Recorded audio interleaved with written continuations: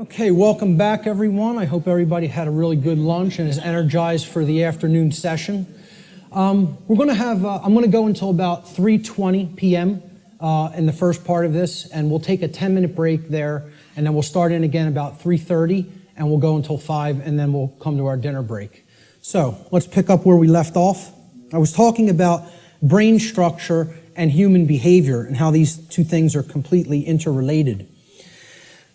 Brain health plays a critical role in human behavior, so it is extremely important for human beings to become familiar with the brain's basic structure and function. Now, I'm not telling you that this is the totality of neuroscience, what I'm going to show you here today. I'm saying that this is the basics. It's the essence of how the brain structure works. So this is part of understanding the physiological aspects of how consciousness works, all right?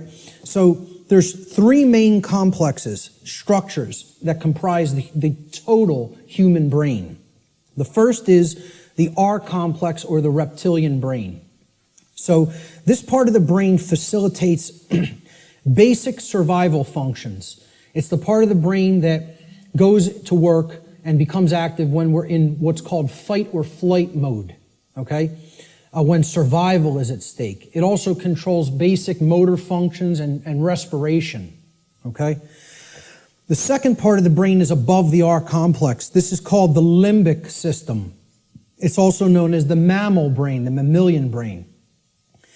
This part of the brain facilitates human emotions, and it makes human emotion possible to be felt in the physiology. It does this by releasing what's known as neuropeptides into the bloodstream through different glands that comprise the limbic brain, or what's called the midbrain also.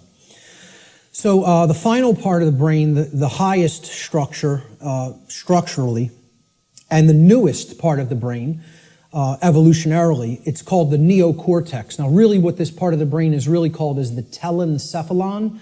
That's what we traditionally think of as the gray matter of the brain, okay, with the hemispheres, okay? The neocortex is where all of the actual electrochemical activity that comprises our human modes of thought takes place, and that's in the outer shell of the telencephalon, which is known as the neocortex. So this part of the brain actually facilitates all human functions of thought, what we consider the things in thought that make us a human being and separate us from the animal kingdom. Higher thought functions, logic,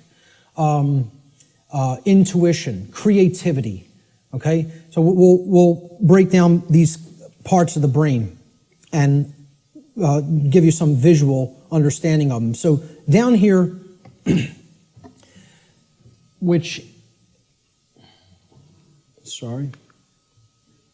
down here is the reptilian brain.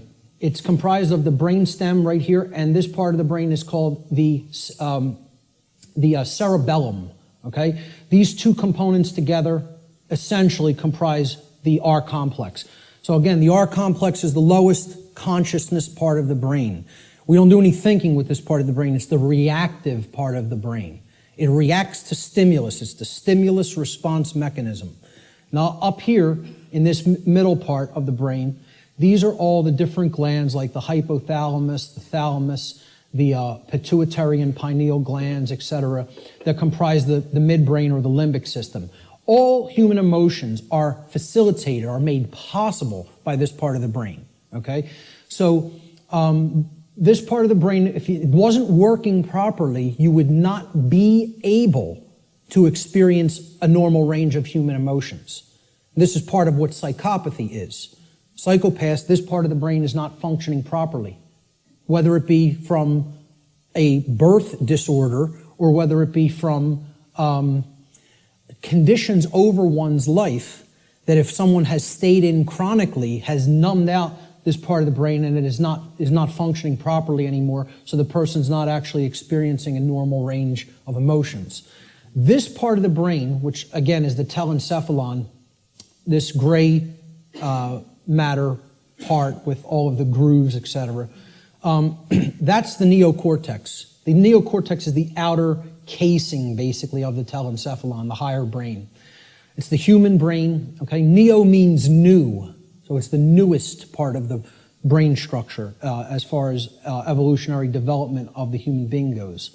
So this part of the brain facilitates all higher order thinking.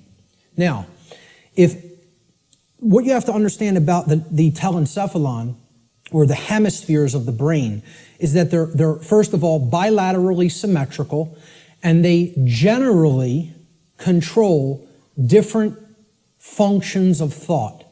Now, I'm not telling you it's 100%. Neuroscience is more complicated than that, okay? But in general, the left hemisphere of the brain is what governs logic, analytical thought, and scientific and mathematical thinking, and also linear thought processes, okay? Physical world tasks and details, being able to break things down and analyze them, all right? So this is taking things apart, breaking them down into smaller components, and analyzing the pieces. That's what the left brain does. You could look at it as a series processor. Okay, it has to go into this part first, then here, and then we could spit out the output. A linear process, like a series processor. Okay, the right side of the brain, the right hemisphere, governs or generally facilitates and makes possible human creativity, our emotional makeup, okay, all the emotional dynamics of the human being, holistic thought, being able to see the big picture thinking, pattern recognition, and then things like compassion, nurturing, care, okay, ethics to a large extent. And I would say ethical thinking comes from a balance between the two, as we're going to get into. Now, if this left part of the brain here becomes chronically dominant, the masculine part of the brain, and again, I'm putting these symbols here. This is an ancient archetypal symbol called the blade. It's a simple upward pointing triangle. And this downward pointing triangle is another ancient archetypal symbol that was referred to in the ancient world as the chalice, the cup, etc. Okay? And this was a rudimentary phallic symbol, and this was a rudimentary womb symbol, representing the male and the female, or the masculine and feminine, more accurately, components of the consciousness. The idea is to keep a balance between these two. When we have a balance between the two, that's when we're operating on all cylinders, so to speak. That's when real consciousness and pattern recognition is developed. And that's when real morality and ethical considerations are also created within the personality, within the being. If this part of the brain is chronically dominant, the left part of the brain, okay, what happens is the right side of the brain is imbalanced. It's not really functioning at a higher level, okay? And the limbic brain will actually suffer that effect, okay? It will also start to shut down. So you will have a lot of left brain patterns going on and a lot of left brain processing going on. But if that's all that's happening and we're not using this part of the brain equally, the R complex of the brain is what essential executive functions are going to be routed to. We're going to be living from the R complex in a kind of stimulus response only mode instead of living from a holistic brain balanced mode, which is when we're in that balanced state, the neocortex, which governs higher order thinking and makes higher order thinking and ethical thinking possible, is what rules the personality. Okay? Now, conversely, if the right side of the brain is chronically dominant, so let's put it this way. The left side of the brain being chronically dominant, you have the controller. That's the master mentality. The right side of the brain being chronically dominant, that's the slave mentality. That's the I won't stand up for myself and I'll just accept everything. The total new ager, in other words, okay? So this part of the brain, if it's chronically dominant, the opposite happens with the structures of the brain. The R complex will shut down. It will suffer, okay? It will not work properly, which the R complex is necessary. It makes you stand up for yourself when you're under attack. Again, it's the fight-flight response. In a dangerous situation, you've got to know whether you're going to fight whatever's attacking you or whether you're going to get out of dodge and run away. Okay? That's a survival mechanism that's necessary when there's danger. So When this part of the brain is chronically imbalanced, the R complex gets shut down. People freeze, essentially, and they don't stand up for themselves and take action. What's happening is they're being ruled by their emotions. And again, the limbic brain governs all emotions, positive and negative. So that's compassion and that's fear. It's any possible human emotion. The midbrain is what's ultimately facilitating that emotion in the physiology. All right? So if this part of the brain is chronically dominant, the opposite happens. You go into slave think, you shut down, you freeze, you're ruled by the emotions, and you don't stand up for yourself. So, the neocortex of the brain has two hemispheres. The left brain largely facilitates logic and scientific thought, while the right brain hemisphere largely facilitates creativity and compassion. When both hemispheres are in balance, the neocortex acts in its proper role as the executive command center of the whole human brain. And that's when true intelligence is born. Now, true intelligence is a concept that I think more people really have to understand. People have equated intelligence with intellect, especially in the Western society. All right? Intellect is not intelligence. Let me say that again. Intellect is not intelligence. Intelligence comprises more than intellect. Intellect is left brain understanding. True intelligence is holistic understanding, with the right brain included in the process. The nurturing, compassionate, creative, and intuitive sides of the consciousness together with the intellectual aspect of the consciousness. And you can see this in the word. Intelligence, right? Intella is where intellect comes from, okay? And gens, G-E-N-C-E, comes from the Latin verb generare. Generare means to generate or to create. So it's the creative aspect of the personality, or the right brain. So intellect plus creativity, logical thinking plus nurturing and compassion. That's real intelligence, holistic intelligence. And most people in our society are not in holistic intelligence. They're in one form of brain imbalance or the other. So let's look at how this manifests. If a human brain's left brain hemisphere becomes chronically dominant, the R complex will take over executive function of the brain, and the person will become ruled by selfishness and base desires. And they will develop a personality that is based in domination and control. Conversely, if a human being's right brain hemisphere becomes chronically dominant, the limbic system will take over executive function of the whole brain, and the person will become ruled by their own emotions and develop a personality that is based in submissiveness and naivete. Okay? The slave think mentality.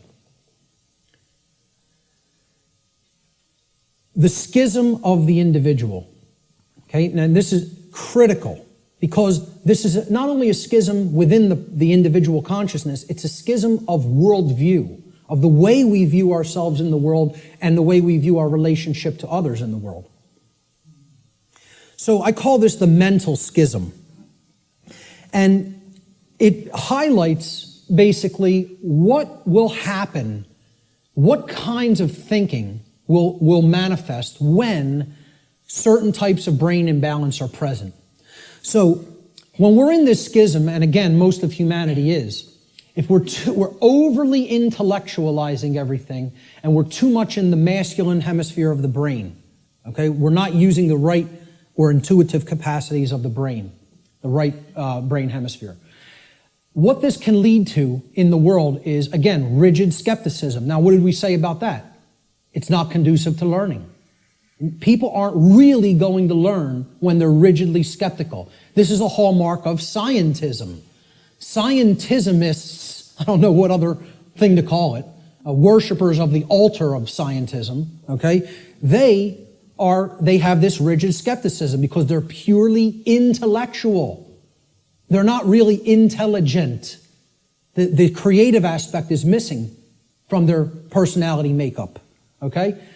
Atheism is a hallmark of overly dominant left brain thinking, because that, shuns all aspects of spiritual reality. There is no spirit. The universe is a grand cosmic accident. From there you get things like solipsism. People will say, well, isn't solipsism purely left brain? No. It is right brain, I'm sorry, is it purely right brain? And I say no, it is left brain imbalance as well. Solipsism can be generated from both forms of imbalance, of believing nothing can actually be known. There is no truth. Truth is a dirty word to many left brain individuals. You'll note. So solipsism plays into left brain imbalance as well. All of these states here inevitably lead to these things down here. Moral relativism comes next. The idea that there's no such thing as the difference between right and wrong, that we just get to make those things up. They don't exist inherently in nature, We just can decide on what's right and what's wrong for ourselves and make it up, randomly. So very, very dangerous ideology, which we're going to be talking about a lot. Social Darwinism inevitably comes after that, all right? This is the idea that a certain class of society can get to direct how the lives of everybody else will go because they're the intelligentsia, so-called, okay? Or the intellectual people, really is what it is, the over-intellectualizing. And we'll direct society because we're the fittest. Like Darwinism postulates the survival of the fittest, well, social Darwinism postulates the survival of the most socially ruthless. And many people believe that's the natural order. They believe that's the natural order, and nothing could be farther from the truth. What that is it's the psychopathic chaos. It has nothing to do with nature, and it has nothing to do with order. It's the exact opposite. So, this state, and these are hallmarks of dark occultism as well. Okay? I think I should know a thing or two about it, as I was a priest in it for almost 10 years. I might know a couple of things about Satanism. Okay? So, moral relativism is one of the big tenets of Satanism. It's actually one of the pillars of Satanism. Social Darwinism is highly praised and valued in Satanism. And eugenics. Okay? Because if people don't understand what eugenics is basically people, who have gone so deep into this form of left brain imbalance that they believe they're God and they can get to decide who lives and who dies. That's really what it is. We will control who breeds and who does not get to breed, who gets to live and who does not get to live. All right? That's essentially eugenics in a nutshell. And again, these are all authoritarianism, forms of authoritarianism. Okay? And it's the idea that man is the author. Man is the creator. Man is the God. Man will make the law. Man will decide who, life and death at any given moment. We will decide what's right and wrong, etc. That's essentially what all of these forms of thought are. Extreme left-brained imbalance. And I was there. I was in this state in my life. I was in it for years. For years. All right? Let's look at the other form of imbalance. If the right side of the brain is chronically dominant, this leads to, similar kind of imbalance, but in the exact opposite form. The brain is still completely imbalanced, therefore the person's not in a high state of consciousness. They're completely unconscious to what's really going on within them and around them. But the manifestation is generally the opposite of the left brain forms of imbalance. So if you're in real right brain imbalanced state of consciousness, this will lead to naivete, believing anything you're told, accepting things from quote unquote official channels and official sources without actually checking into them for yourself. Blind belief. You'll believe the next religion that comes along. We just have to tell them what they want to hear, and I'll believe that. So, New Agers are basically in this category: naivete and blind belief. People who trust government, of course, are in that category because, again, it's about creating the masters and the slaves. That's what brain imbalance is for, and that's why the controllers want to propagate this imbalance and keep it in place. Again, religious extremism, that's hallmarks of right brain belief, right brain imbalance. Solipsism, no such thing as truth, all from right brain imbalance as well. Feelings of unworthiness, self-loathing, accepting orders from other people, being an order follower. We're going to have a whole section on order followers later and how this is the exact opposite of anything virtuous. For people that believe order following is some kind of a virtue, I don't know what to tell you, but it's the thing that leads to all evil in the world, is accepting somebody's orders and not actually gauging for yourself whether the activity the behavior is moral or not. Okay? And it creates a willing slave. This form of imbalance is ultimately generating a willing slave, whereas this form of imbalance is ultimately generating a psychopathic master. And they're all forms of mind control. It's just another aspect of how mind control works. The propagators of mind control are just doing this to keep that imbalance present in one form or another. They don't even care which it is. As long as they have some that are imbalanced toward one direction and some imbalanced toward the other direction, that's how the dynamic plays off against itself. And you have a world that is continued to be kept under lockdown. So let's look at the worldview schism that goes hand in hand with the brain schism or the mental schism. And again, worldview is exactly what it says. How do you view the world? How do you view yourself in it? How do you view others in it? Well, when there's chronic left brain dominance, the worldview that emerges is one of randomness. And again, this is a hallmark of scientism. The world is this grand cosmic accident. All right? The whole universe is a grand accident. There's no purpose. Right? There's no creator. Everything just magically manifested on its own for no reason from a single singularity, a single point in space-time for no reason. You give me that one, and I'll tell you everything else that happened after that. But you got to give me that one, you know? And I have some bridges to sell you, you know? So, you know, there's no underlying intelligence in nature. Nature is dead. That's what this worldview is about. Nature is dead. It's a dead thing. It's a mechanized machine that is there for no reason. Okay? There's no such thing as the spirit at all. No such thing as spiritual dimension. No such thing as natural law, certainly. Because for one to accept natural law, well, where does it come from? You know, I ask people like whether they accept that natural law exists or that, you know, there's actual objective truth and morality, and like 2/3 of people don't accept it. They don't believe that it exists. They don't think there is objective reality and objective truth and objective morality. You know, they think it's all relative and we get to make it up. I've actually done a psychological, small psychological profiling or study, you know, just asking people this question at random and collecting results and analyzing them. We're at about 2/3 of people who are moral relativists and believe that truth is relative also, that it's not objective. Okay? Now, you ask the same people, do you believe in karma? 88, almost 90% of people believe karma is real and it exists. So I'm like, I can't believe this.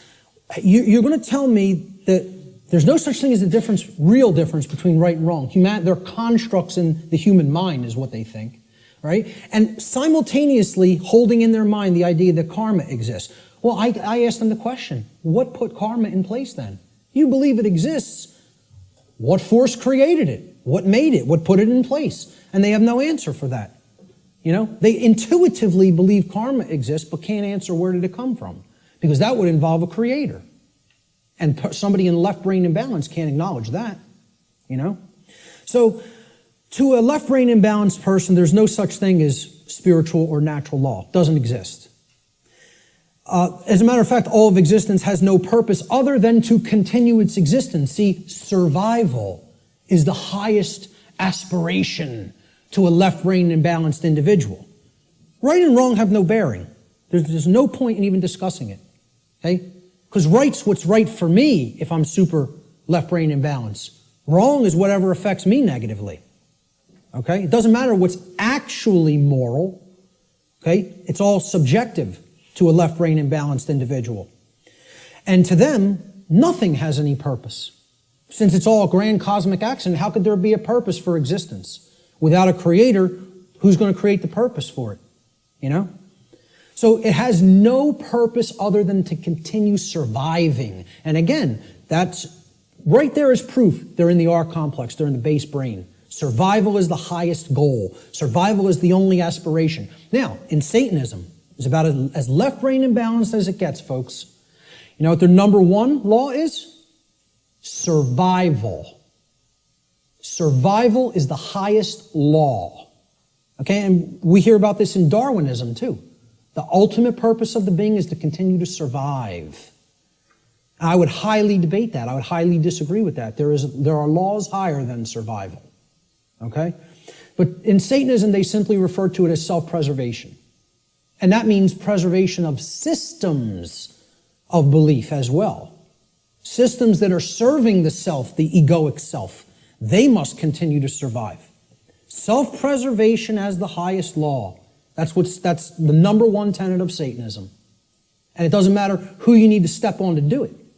Who you need to step on to get one up on somebody else. This is extreme left brain imbalance worldview. All of these characteristics in the randomness worldview are hallmarks of scientism, atheism, totalitarianism, and dark occultism. You could add to that list. You know, whether you refer to it as Satanism, dark Luciferianism, it doesn't make a difference. It's the hallmarks of the dark occult.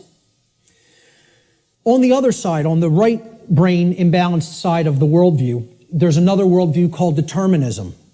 Okay, determinism is based in right brain imbalance and is defined by, in general, helplessness, religiosity, and the dismissal of free will.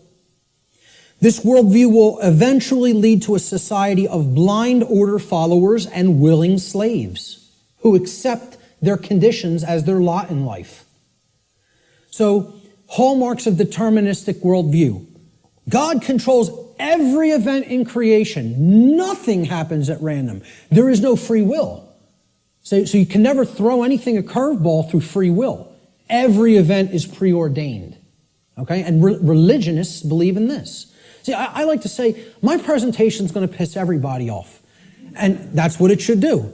Because if you're in one of these forms of belief systems, it represents one form of imbalance or another.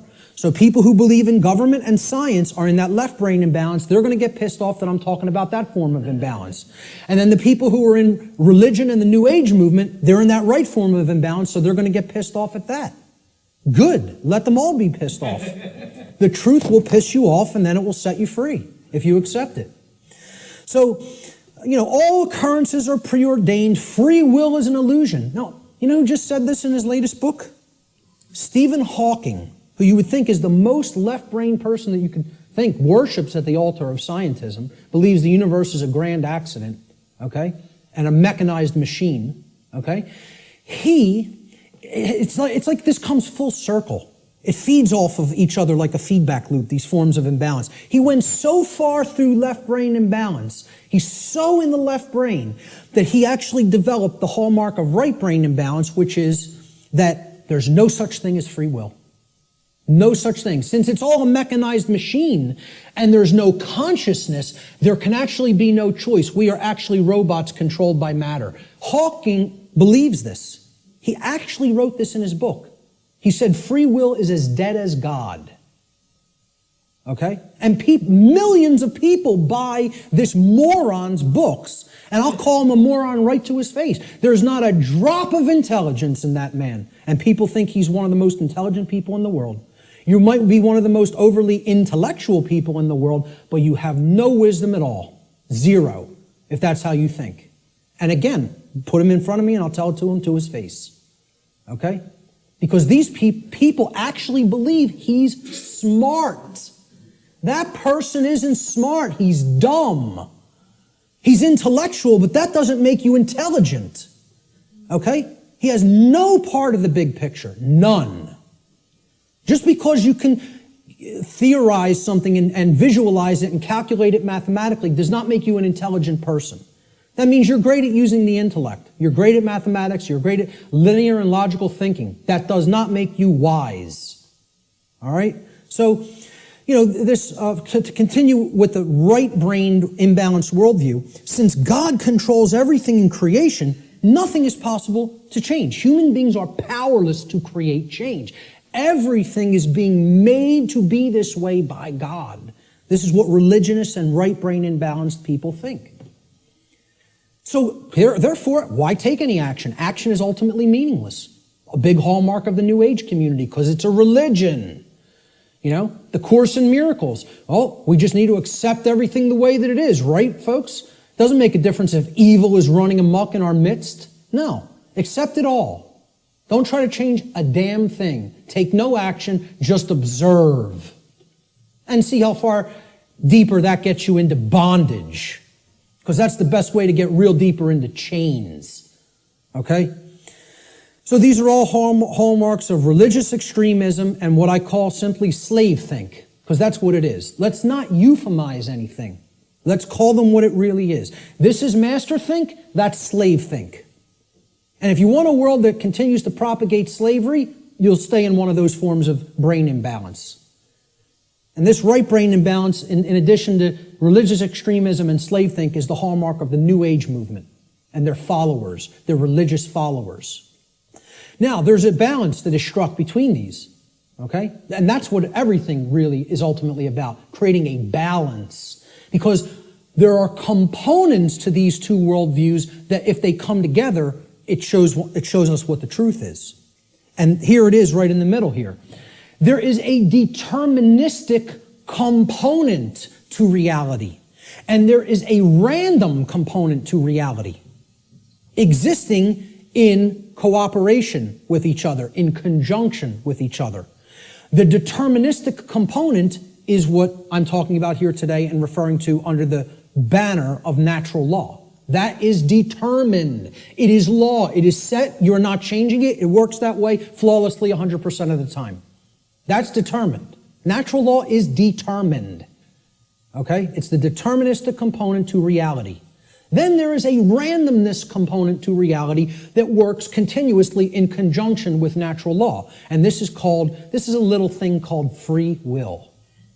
Our ability to choose our behaviors, to do certain things and to not choose to do certain things. And we have it. Every individual has it, no matter what position, no matter what situation they're in. I don't care what institution you're in. I don't care who you've listened to up to this point. I don't care what background you come from. I don't care what economic class you come from.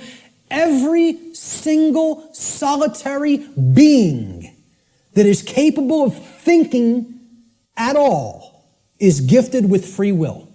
You have free will to choose your behaviors, and so does every other human being. Everyone. Okay? It's a gift of creation itself. Okay, we can choose what we will do and not do. Nobody can actually make anybody do something like a robot. Oh, believe me, there's people who are trying. You know, like Art talked about, Jose Delgado. Was searching for means to electronically, directly control through chip implants and stimulus through chip implants in the brain, human behavior. Like a robot, to put a technology into the brain to control the behavior of the individual. And that went on right here. This is where that took place, folks. Right on Yale's campus. Okay? Read some of his stuff. You want to be disturbed? You think what I'm telling you is somewhat disturbing. Read some of Delgado's material. He was telling people, we're going to show you that free will doesn't exist. We're going to show you there's no such thing as rights, that we make up what rights are. The ruling class makes up what a right and a wrong is. We tell you what it is, and you have no choice. And he's telling you, we're going to show you you have no rights, that you're our slaves. Yeah, read some of his material.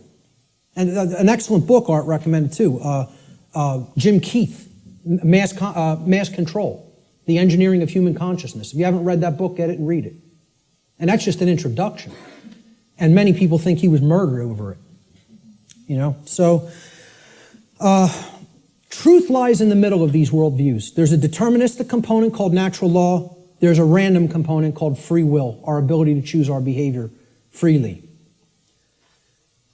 So let's look at this debate that's been going on since time immemorial of human nature versus human nurture.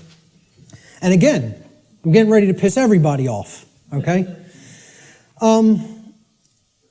This debate's been going on forever. Which is it? What's human nature really look like? What's its essence? Is it angelic or demonic? Okay? I would say it's neither. It's neither one of these things. It's not both. It's neither. So nobody wins here, you know, who falls on one side or the other. And it's a very difficult thing for people to accept as well. Because when we ask the question, what is the nature of a human being? It's a very similar question to asking, what is the nature of this computer up on this platform? What is the nature of that projector? What is the nature of those cameras? Well, can I actually say what the nature of these things is? It's a computer. Its nature is to compute information. What is the nature of that projector? Is it good? Is it bad? Is it angelic? Is it demonic? Is that projector demonic? No. Its nature is that it projects imagery. What is the nature of these cameras? They capture imagery. That's all. So what's the nature of a human being? The nature of a human being is that it takes in information, it processes it, and then it outputs it through behavior. And as we're going to see, that's very much like a computer. I'm not saying that it is a computer. I'm saying it's like one. Okay? So human nature is neither inherently good nor inherently evil, as many people think fall on one side of this argument or the other. Instead, we should consider the operating conditions or the environment in which human beings exist, which influences behavior to a great extent, thus creating the current human condition. That's why it's called the human condition. It's not called, the situation we're in is called the human condition. It's not called the human nature, okay? It's called the human condition. There's a reason it's called a condition. For any condition to be in place, well, hey, what condition is my computer in right now? What condition is my projector in? What position is Richard's cameras in? They're in operating conditions. They're doing what they're supposed to be doing because they've been kept up in good condition. Okay, in the example of my computer, it has a working operating system without malware on it. Okay, it has software that does the job, that does what I'm asking it to do properly without bugs. Okay, those are the conditions. The operating conditions will determine how does it perform? What kind of output can it put out into the world? All right. So, again, what I'm saying here is that human beings are like computers. Not that they are computers. Let me just state that emphatically. We're not computers. We're like computers. Okay? We are programmable. That's the nature of a human being. How many people have ever heard anybody say that the nature of a human being is that a human being is programmable? To my knowledge, I'm the only person or researcher that is calling that human nature. Our nature is that we can be programmed. And there's another thing. That's another thing people don't want to hear. They don't want to hear this because they liken it to a mechanized machine. And I'm not saying, again, to emphasize, I'm not saying we are computers. I'm saying we're like them in the ways that we can be programmed. So what gets put into a person through the environment, which is called the culture, all right, and becomes their programming, determines what they will output onto the screen, which is called human life. And that will create the human condition in the aggregate as more and more people operate that way. All right, so let's look at how this works.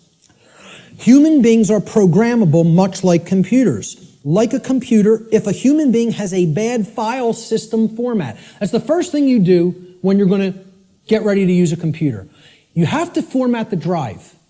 How many people here are somewhat techie? Not many. Okay, about a quarter to a third. All right. So some people will know what I'm talking about here. For the others, excuse the jargon for a moment. All right, I'll explain what it is. A file system format is you got to format the hard drive so you can prepare it for a specific operating system, which is basically the task controllers. It's going to control what happens on the computer, how programs get launched, how memory is used, etc. in a nutshell. All right, I do this for a living, so I know all the technical stuff. So I'll try to keep it simple. So if the human being has a bad file system format, right? This is akin to the operating conditions during a child's formative years, the first 6 years of their life, essentially. Now, think about it. We call this their formative years. Their formative years. like a format on a hard drive, because this is what puts the file system into the human being, that prepares it for its operating system. Okay? So, largely, what programs the child at this stage is the parents and what they will see in their immediate environment and home and during their very early years in, quote, schooling. All right? Now, if, like a computer, if a human being also has a bad operating system. Now, this is like Mac OS, Windows, Linux, etc. Android, iOS. These are operating systems.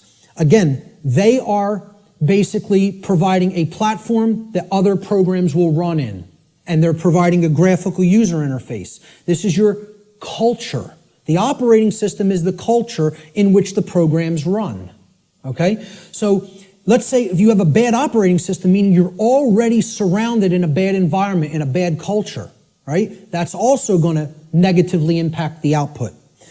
And then they have bad software programs. Now, these are the programs that you run. Now, if I didn't have a good presentation piece of software, my presentation might come out sloppy. It might crash in the middle of it. It might not display the graphics or the text properly. Okay? So you got to make sure you're working with good, reliable software as well. Now, what the software is the belief systems, what the person has taken into the mind and is processed and made part of themselves. And now, if all of those things are bad, we have three bad components. The format is bad, the file system format, which is the formative years of the child. Okay? The culture is bad, meaning they're already growing up in a bad culture or in a culture that condones moral relativism, etc., and doesn't understand natural law. And the software programs that have been input into the child are bad, meaning their belief systems. Okay? What do you think the output of that, quote, computer is going to be like? Is it going to be good? Is it going to be chaotic? If I screw up my system's hard drive format, if I put an operating system that is like at alpha state and it's not ready for prime time because the development's not finished, it's half-baked, okay? And then I load crappy software that's full of bugs and the developers didn't really care about programming them correctly, do you think that computer is going to operate properly and give me the output on the screen I'm looking for, or output on the printout I'm looking for, or output on the internet that I'm looking for? Good luck. If you know a little bit about computers, you're laughing now because it would be ridiculous to assume that it could do that. Well, why do we think that we're going to have that in our environment when all of these things are badly programmed? See, the output onto the screen is also going to be horrible if all those three things, that determine how the system works are also bad. So it will contribute to deteriorating conditions on a mass scale. Like a computer, the behavior of a human being largely depends upon its programming. And its programming is the quality of the information that is being input into it. The quality of the information it's taking in. The quality of the information it's taking in is going to determine the quality of the information it's outputting, like any other computer. So if garbage goes in, surprise, garbage is going to come out. If good information goes in, quality will come out. And the output will be as one wants it to be. It will be able to process and create efficiently, effectively, not chaotically. Here's a very simple diagram. Again, if people understand it, they really get how natural law functions. And again, it's very unpopular. People don't want to look at what the bottom base foundation or platform of this structure is. Because once again, this idea that knowledge is what's required makes many people upset because they want to believe they're going to achieve these things they say they want without doing the work to acquire that knowledge and therefore understand the requirements for obtaining those conditions. So we start with available information. And when people look at what I'm going to describe here, they will recognize it as something. And I'll hold what that is for a moment. Available information is what you're starting with. This constitutes potential knowledge, and it can become knowledge if it's taken in, if it's amassed, if it's aggregated, okay? It can be gathered, it can be processed, it can be understood, and then it can be acted upon. You could call this the grammar stage of this three-part process I'm going to explain. Okay? You could also refer to this as the input stage. If we're looking at it in a computer model, this is the stage of inputting information or programming something. Okay? Now the next step that's built upon this is once you've taken information in, necessary information, you then come to a position of understanding it. You know what it means, you recognize the patterns. All right? So this is the second step in this process. Now, your understanding or lack of understanding, okay, now in the first stage, your knowledge or lack of knowledge is going to lead to understanding or lack of understanding. If you have understanding present, your decision-making processes are going to be in harmony with what you say you want, okay? You're going to understand, if here's what I want, this is what's necessary to get that, to make that happen, to manifest it. That's understanding. It's a decision-making process that happens within the mind. These processes take place in the human mind and are chosen by each individual based upon available information. So again, you can see if information is held back, if it is occulted, or even if it's just people are dissuaded from taking it in because people will say, no, there's nothing there, there's nothing to it, right? You could see how they'll never get to this step. They'll never understand. They'll never get to the second level of creating our reality. All right? Effectively, efficiently. The third stage to this process is what you do with what you have come to understand, to know and understand. So this is the action stage. Okay? Each individual's behavior, the behaviors that they choose through their own free will, is based upon the quality of their decision-making processes that are happening within the human mind. Okay? That process, as we've already seen, is in return based upon the quality of available information. So this is behavior. See, people don't think of wisdom as behavior. They don't think of wisdom as action. They think of it as something that you just know. No, wrong. Wisdom is not knowledge or understanding. Wisdom is action.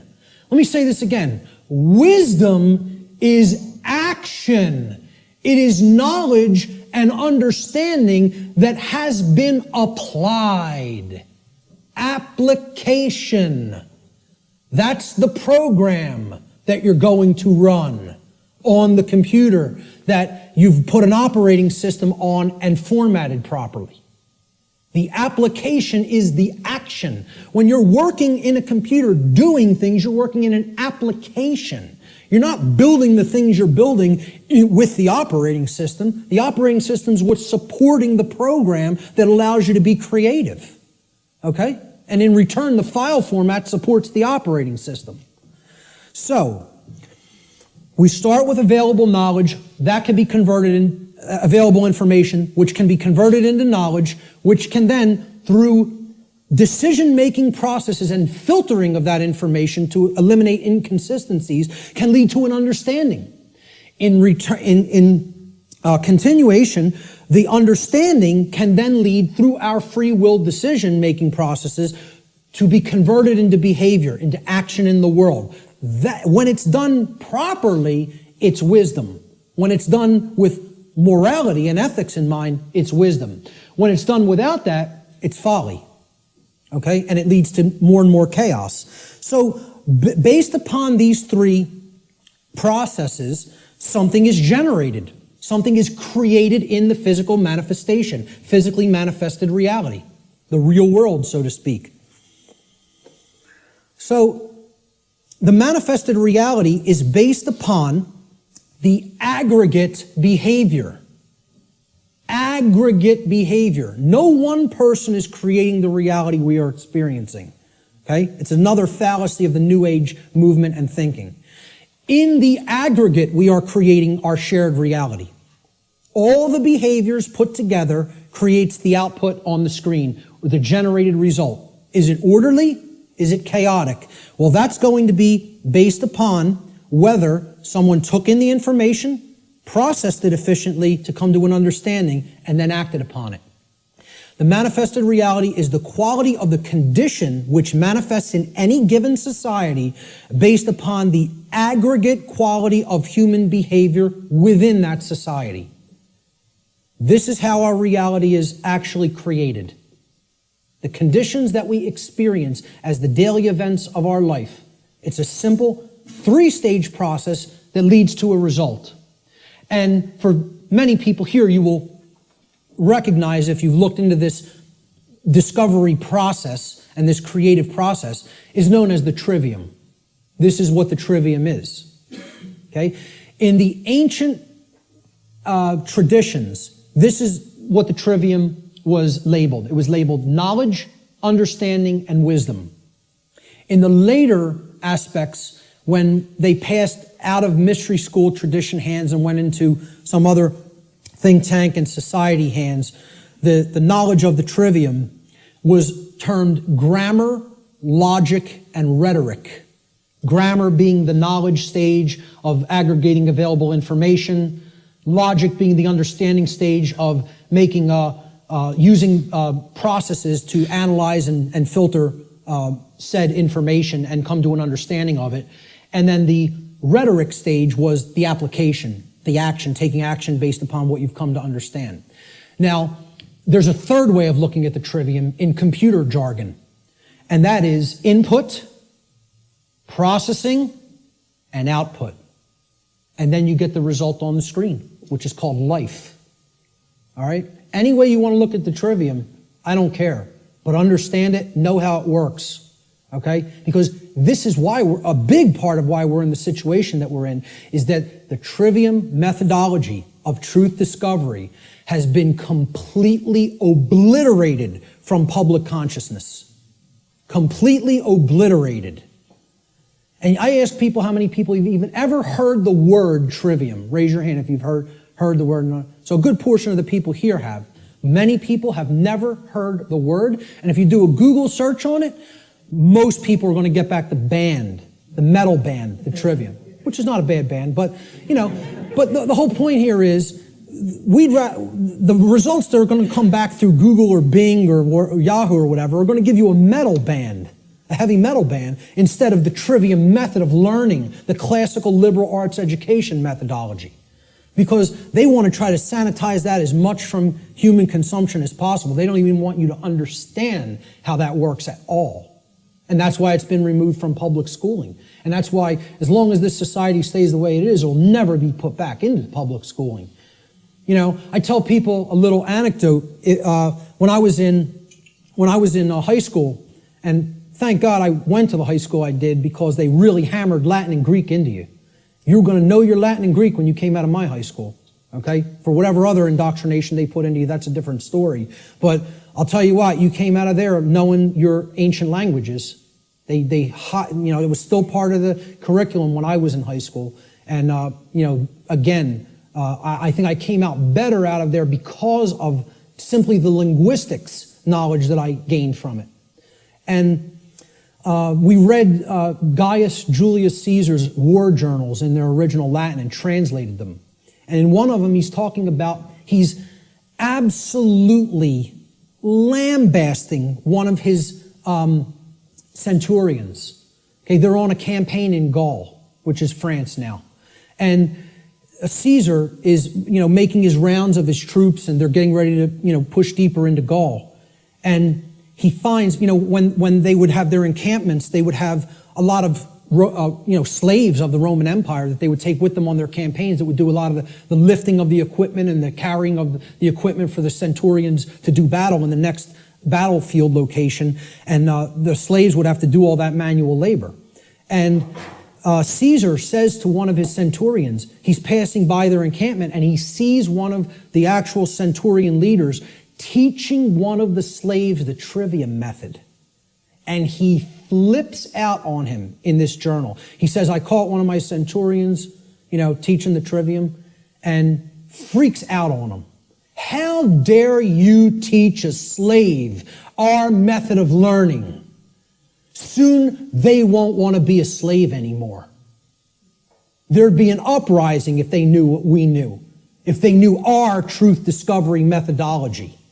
He said, but I forget how it really ended, but I think how it ended was he told this centurion, if I ever catch you doing this again, I will personally cast you into the wilderness of Gaul and let the Gaulians deal with you, who knew that the Roman Empire was trying to conquer their people at that point, which is basically saying it would be a death sentence, but I won't even carry it out. I'll let our enemy carry it out on you. That's how much he didn't want their slaves to understand their methodology for learning. And that's the trivium. And that's why most people have never heard the word. So you got to look into it and understand how it works. That's all I can say about it. It is how we build our reality, either efficiently or destructively. So let's look at some of the principles of natural law. Now, in my extended seminar, which goes over a 6-week class of lessons, I get into these principles deeply in an extended form. We're not going to do that today because time doesn't allow. I'm going to briefly touch on each one. Okay? The word principles, let's define it. Principle comes from the Latin noun principia. Principia means first, foremost, leading, chief, or most necessary. It is that which matters most. It is the first things that must be understood before anything else can be understood. Principles have to come first. And this is the problem. Our society does not put principles first. It puts trivialities first, and we're no longer a society that even cares about principles or first things. So first things first. First things or principles have to come first. So let's look at what the principles that underlie natural law. These are the things that are most important. That's what principles should mean to people. If we ask people to define what a principle is, first thing they should say, that's the most important thing. The most important thing in my life. Now, when in the natural law seminar, we did a homework assignment, we asked people what the most important thing was to them. Very few responded with principles. Most people responded with saying that people or the family was the number one response. The familial connection was more important to them than principles. Now, when people hear me say that that's backwards, they'll say, how cold are you? That's so cold, okay? What I'm telling you is that the familial connection, no matter what it is, between a mother and a son, a mother and a daughter, a father and a son, father and a daughter, husband and wife, doesn't matter as much as principles. I'm not telling you they don't matter at all. I'm telling you have to put principles first. Otherwise, those relationships are just meaningless. They don't really have any real value unless they're based upon principles first, which is why so many relationships are dysfunctional. Principles have to come first before you can even build a solid relationship with another human being. So, let's look at what some of the principles of how natural laws work first before we can actually find out what the expressions of these laws are in our lives, which will be the next section. These are what I call the general principles of natural law. Natural law is expressed through 7 basic underlying principles, plus what I have referred to as an 8th or hidden principle, which you hear very few other researchers, even people who are studying this from the occult perspective, who are studying this from the consequentialism perspective, you very hear them incorporate the 8th and all-encompassing principle, which I'll get to last here. This 8th principle, which I call the lost principle, binds all the other 7 principles together. All right?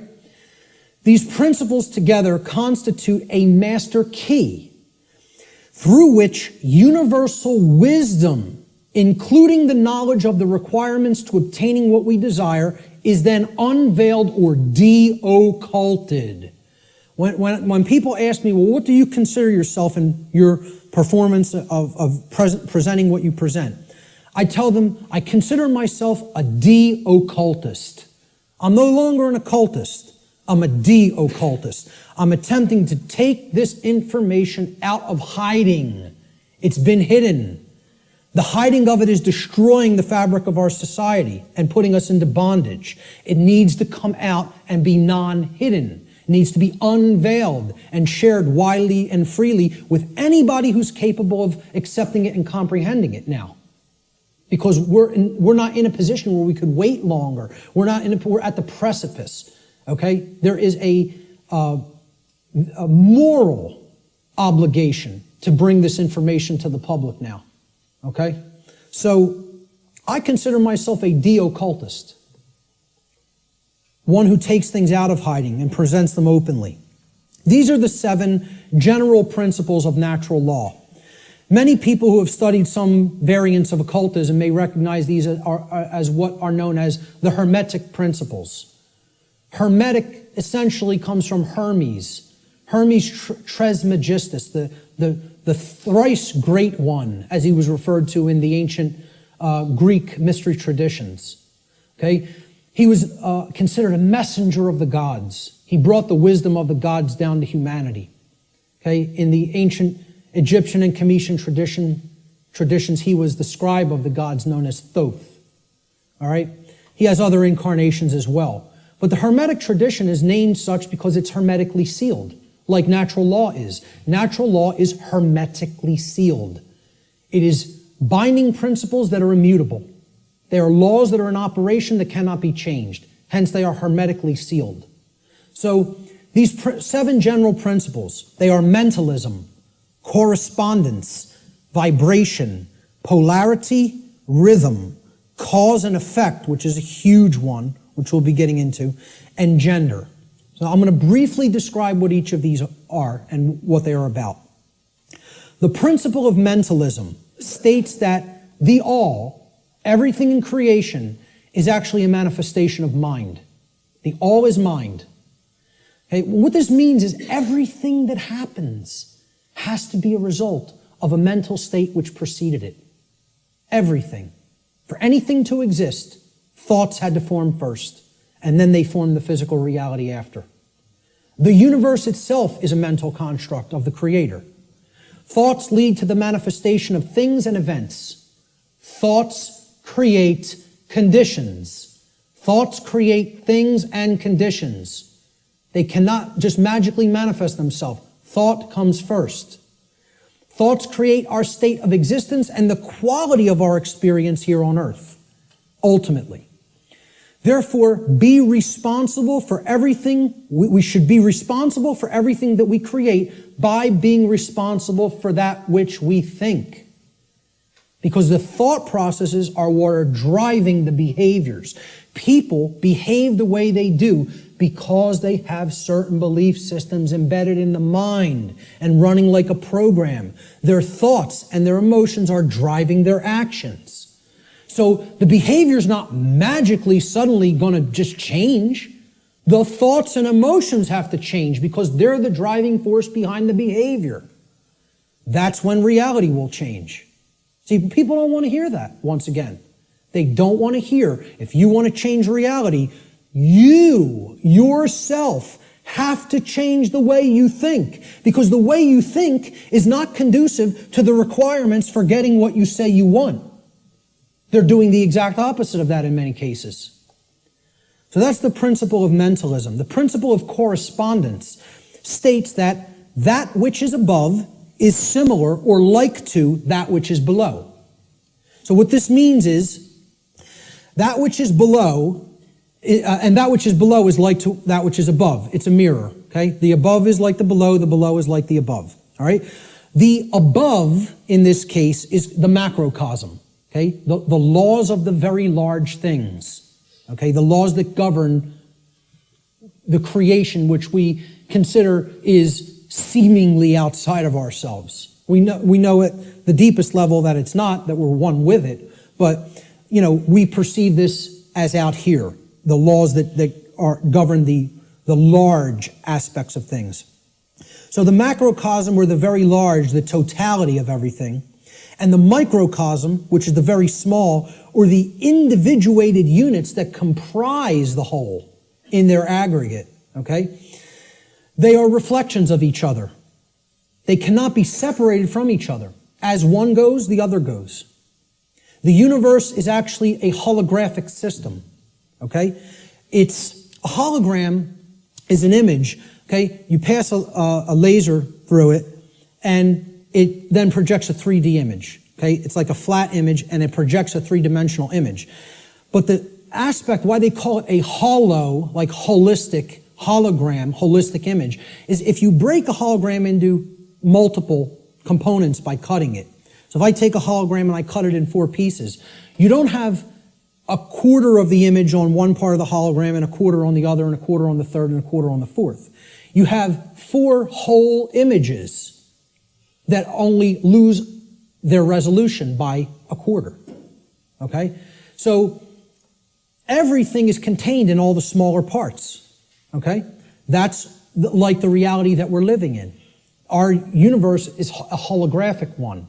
So the universe is inside the individual. And the entire universe is like an individual. They're reflections of each other. To know the workings of the individual will help lead us to an understanding of the macrocosmic laws. Similarly, to learn the macrocosmic laws will help us to learn the way that consciousness within the individual functions. These two things cannot be separated from each other. And once again, as I said near the beginning, that's what occulted knowledge is. The knowledge of the occult is how the microcosmic world works, which is the individuated consciousness, and how the macrocosmic world works, which is natural law. So the other part of the principle of correspondence is that our reality is also fractal in nature. Now, if you studied fractals, these are self-similar mathematical generated patterns. Okay? We see this through things like Fibonacci sequence in mathematics, and this is repeated endlessly throughout nature.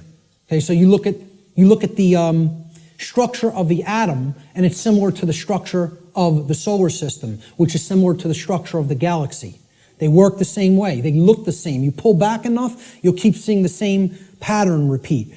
Everybody ever see the movie that was done in, I think, the 1970s or 80s? It's a short, like 10-minute clip. It's called Powers of 10. Has anybody ever seen this? Yes. A couple people.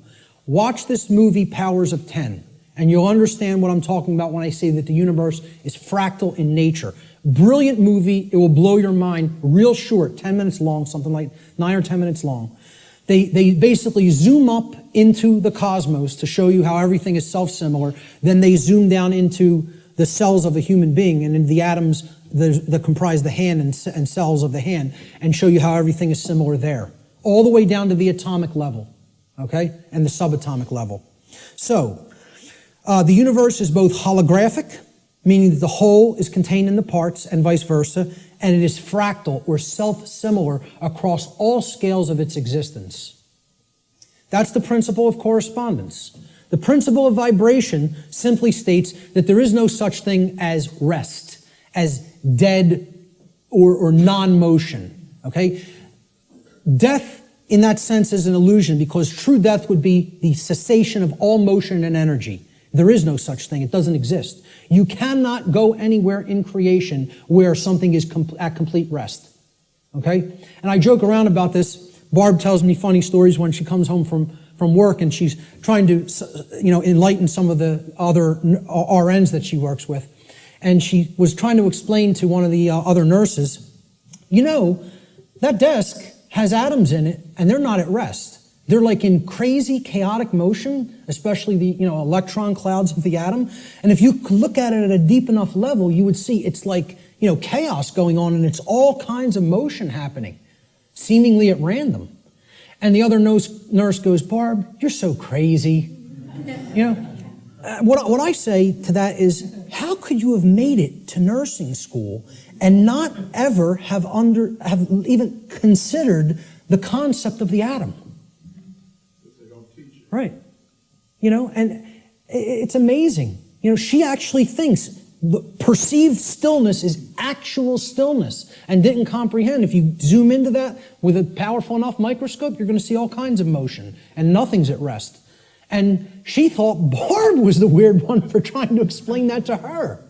Okay, so there is no such thing as true rest. It doesn't exist.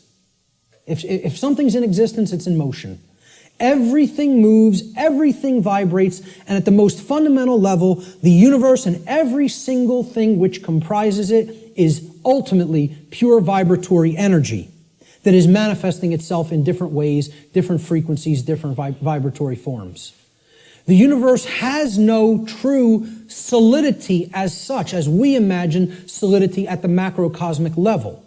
Matter is merely energy in a state of vibration. And what this is, if we truly understand this, and many sciences are now finally really understanding this and trying to propagate this knowledge out into the public, we will come to the understanding that this is a spiritual construct for experience to be gained, to have an experience and learn and grow in consciousness. That's what the purpose of this whole thing is for, you know?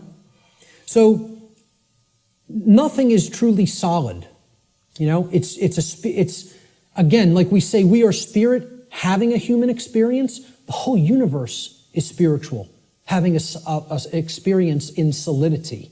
All right? That's how you have to look at the principle of vibration.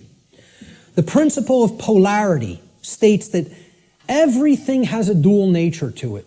There are polarities in everything that exists. Okay? Everything has poles. Everything has its pair of opposites.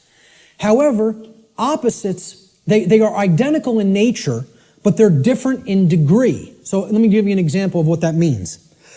Are hot and cold really opposites? Or can we simply look at them as the presence of heat energy or the absence of heat energy? Meaning that they're the same thing, energy. And whether it's concentrated in a specific area, which would make it hot, or whether it's absent from a specific area, which would make it cold. Okay? That's what hot and cold are at the fundamental level. At our level of perception, they're opposites, but at the fundamental level, they're the same thing, energy or lack thereof. Just like those 3 stages of the trivium. Are knowledge and ignorance the same thing? Yeah, actually they are. Because truth is always present. It's a matter of whether it's taken in and processed, or whether it's refused to be taken in and it's not processed. Okay? So it's just like that. They're identical in their natures, but they're different in their degree. Okay? Extremes can meet and blend and, play with each other, like as depicted in the yin-yang symbol, masculine and feminine. They need to be blended. And at some level of reality, everything that is seemingly contradictory may be reconciled. Now again, I stress the term at some level. At the unified field level, everything is consciousness, pure consciousness. However, at this level, there are differences in consciousness. At this level, there are things that are taking place that we need to understand. At this level, there are things that we need to set right and rectify, because it does matter. It does matter. Okay? So, again, be careful with some of the New Age-isms that get put out there. Yes, can all paradoxes be reconciled? At some level. In this realm, we need to have our feet on the ground in the physical domain. This is the concept in the Hermetic tradition, which is where a lot of this understanding derived from. Out of ancient Egypt, what was known as Kem, the land called Kem, was what the actual Cometians referred to it as. The word Egypt is a bastardization of the capital, the Greek pronunciation of the capital city of Kem, which was Memphis at one point. And that city was referred to as Hygeptos in Greek. And that became Egypt in English. But the original name for Egypt was Kem. That's simply called black or dark in their language. It was the black land. And we get the word alchemy, which means, again, from. Okay? It means from the black land. Al-Kemet, which is where alchemy comes from. And that means out of darkness, this knowledge will come and bring light. Because a lot of these mystery tradition teachings do come from Kem. And also the people who took it from Kem and started to propagate it in other areas were the Greeks in the Greek mystery traditions. And again, there was light sides and dark sides to all these mystery traditions. Okay? There were some who used the knowledge wisely and tried to propagate it and tried to elevate human consciousness, and there were those who wanted to use it selfishly for their own benefit and to control others. So my point was that in the Egyptian mystery tradition, I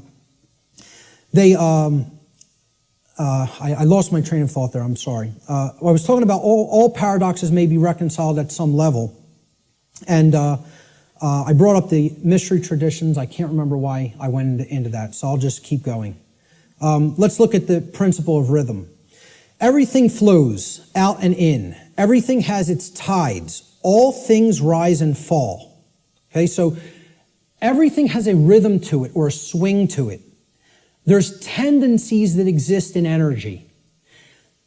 The pendulum swing manifests in everything that we undergo, everything that we perceive. The measure of the swing to the right is the measure of the swing to the left. It's just an opposite. It's perceived as an opposite. Rhythm will compensate. Now, how this should be understood when we are talking about natural law is many people will say, well, that's just the way the tendency is moving us. It's just the way the tide is taking us, right? But that's not really accurate. Okay? We can't look at these things as that the rhythms are set in stone and it has to be this way now, right? One of the things that a lot of the Hermetic tradition taught regarding these laws, these principles, were they can be overcome by higher levels of consciousness. Okay? This one was one of them. Rhythm is a principle that is a tendency for something to swing a certain way. Let's liken it to genetics. You know, if you look at some newer biology, a lot of modern biologists are suggesting consciousness plays into whether a gene activates or not and expresses a certain condition. Well, this is the same way. There's something that can be done about the swing or the tide, okay? Let's look at it as you have a boat. You want to row the boat out to sea, right?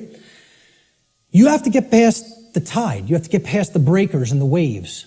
And if that tide's really strong at high tide, it's going to be very much more difficult. You're going to have to expend more energy to get it out to sea.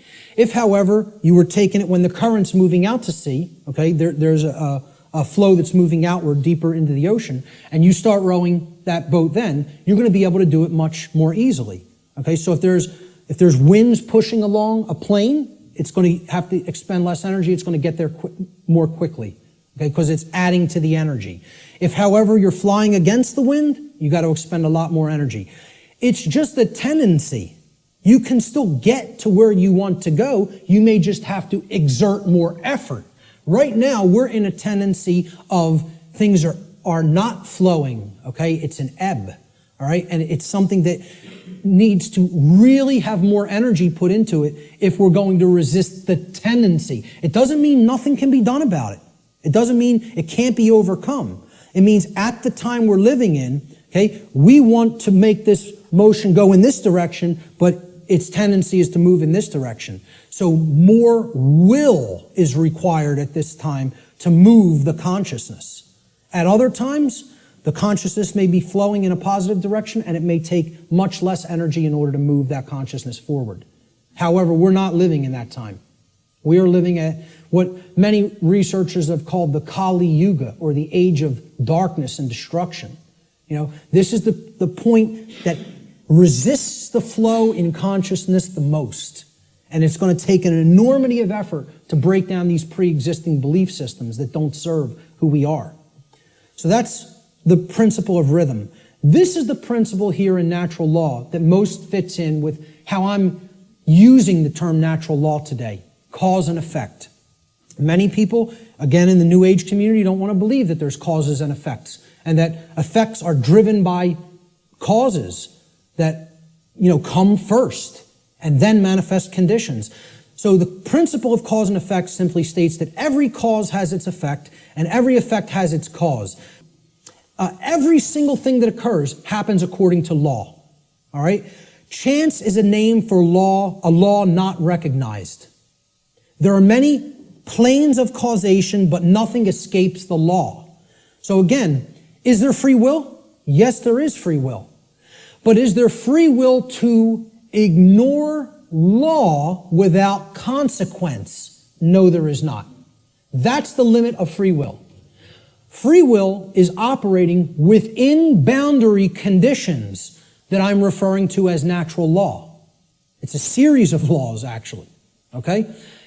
Free will operates within these parameters or boundary conditions that cannot be exceeded or gone beyond without consequence.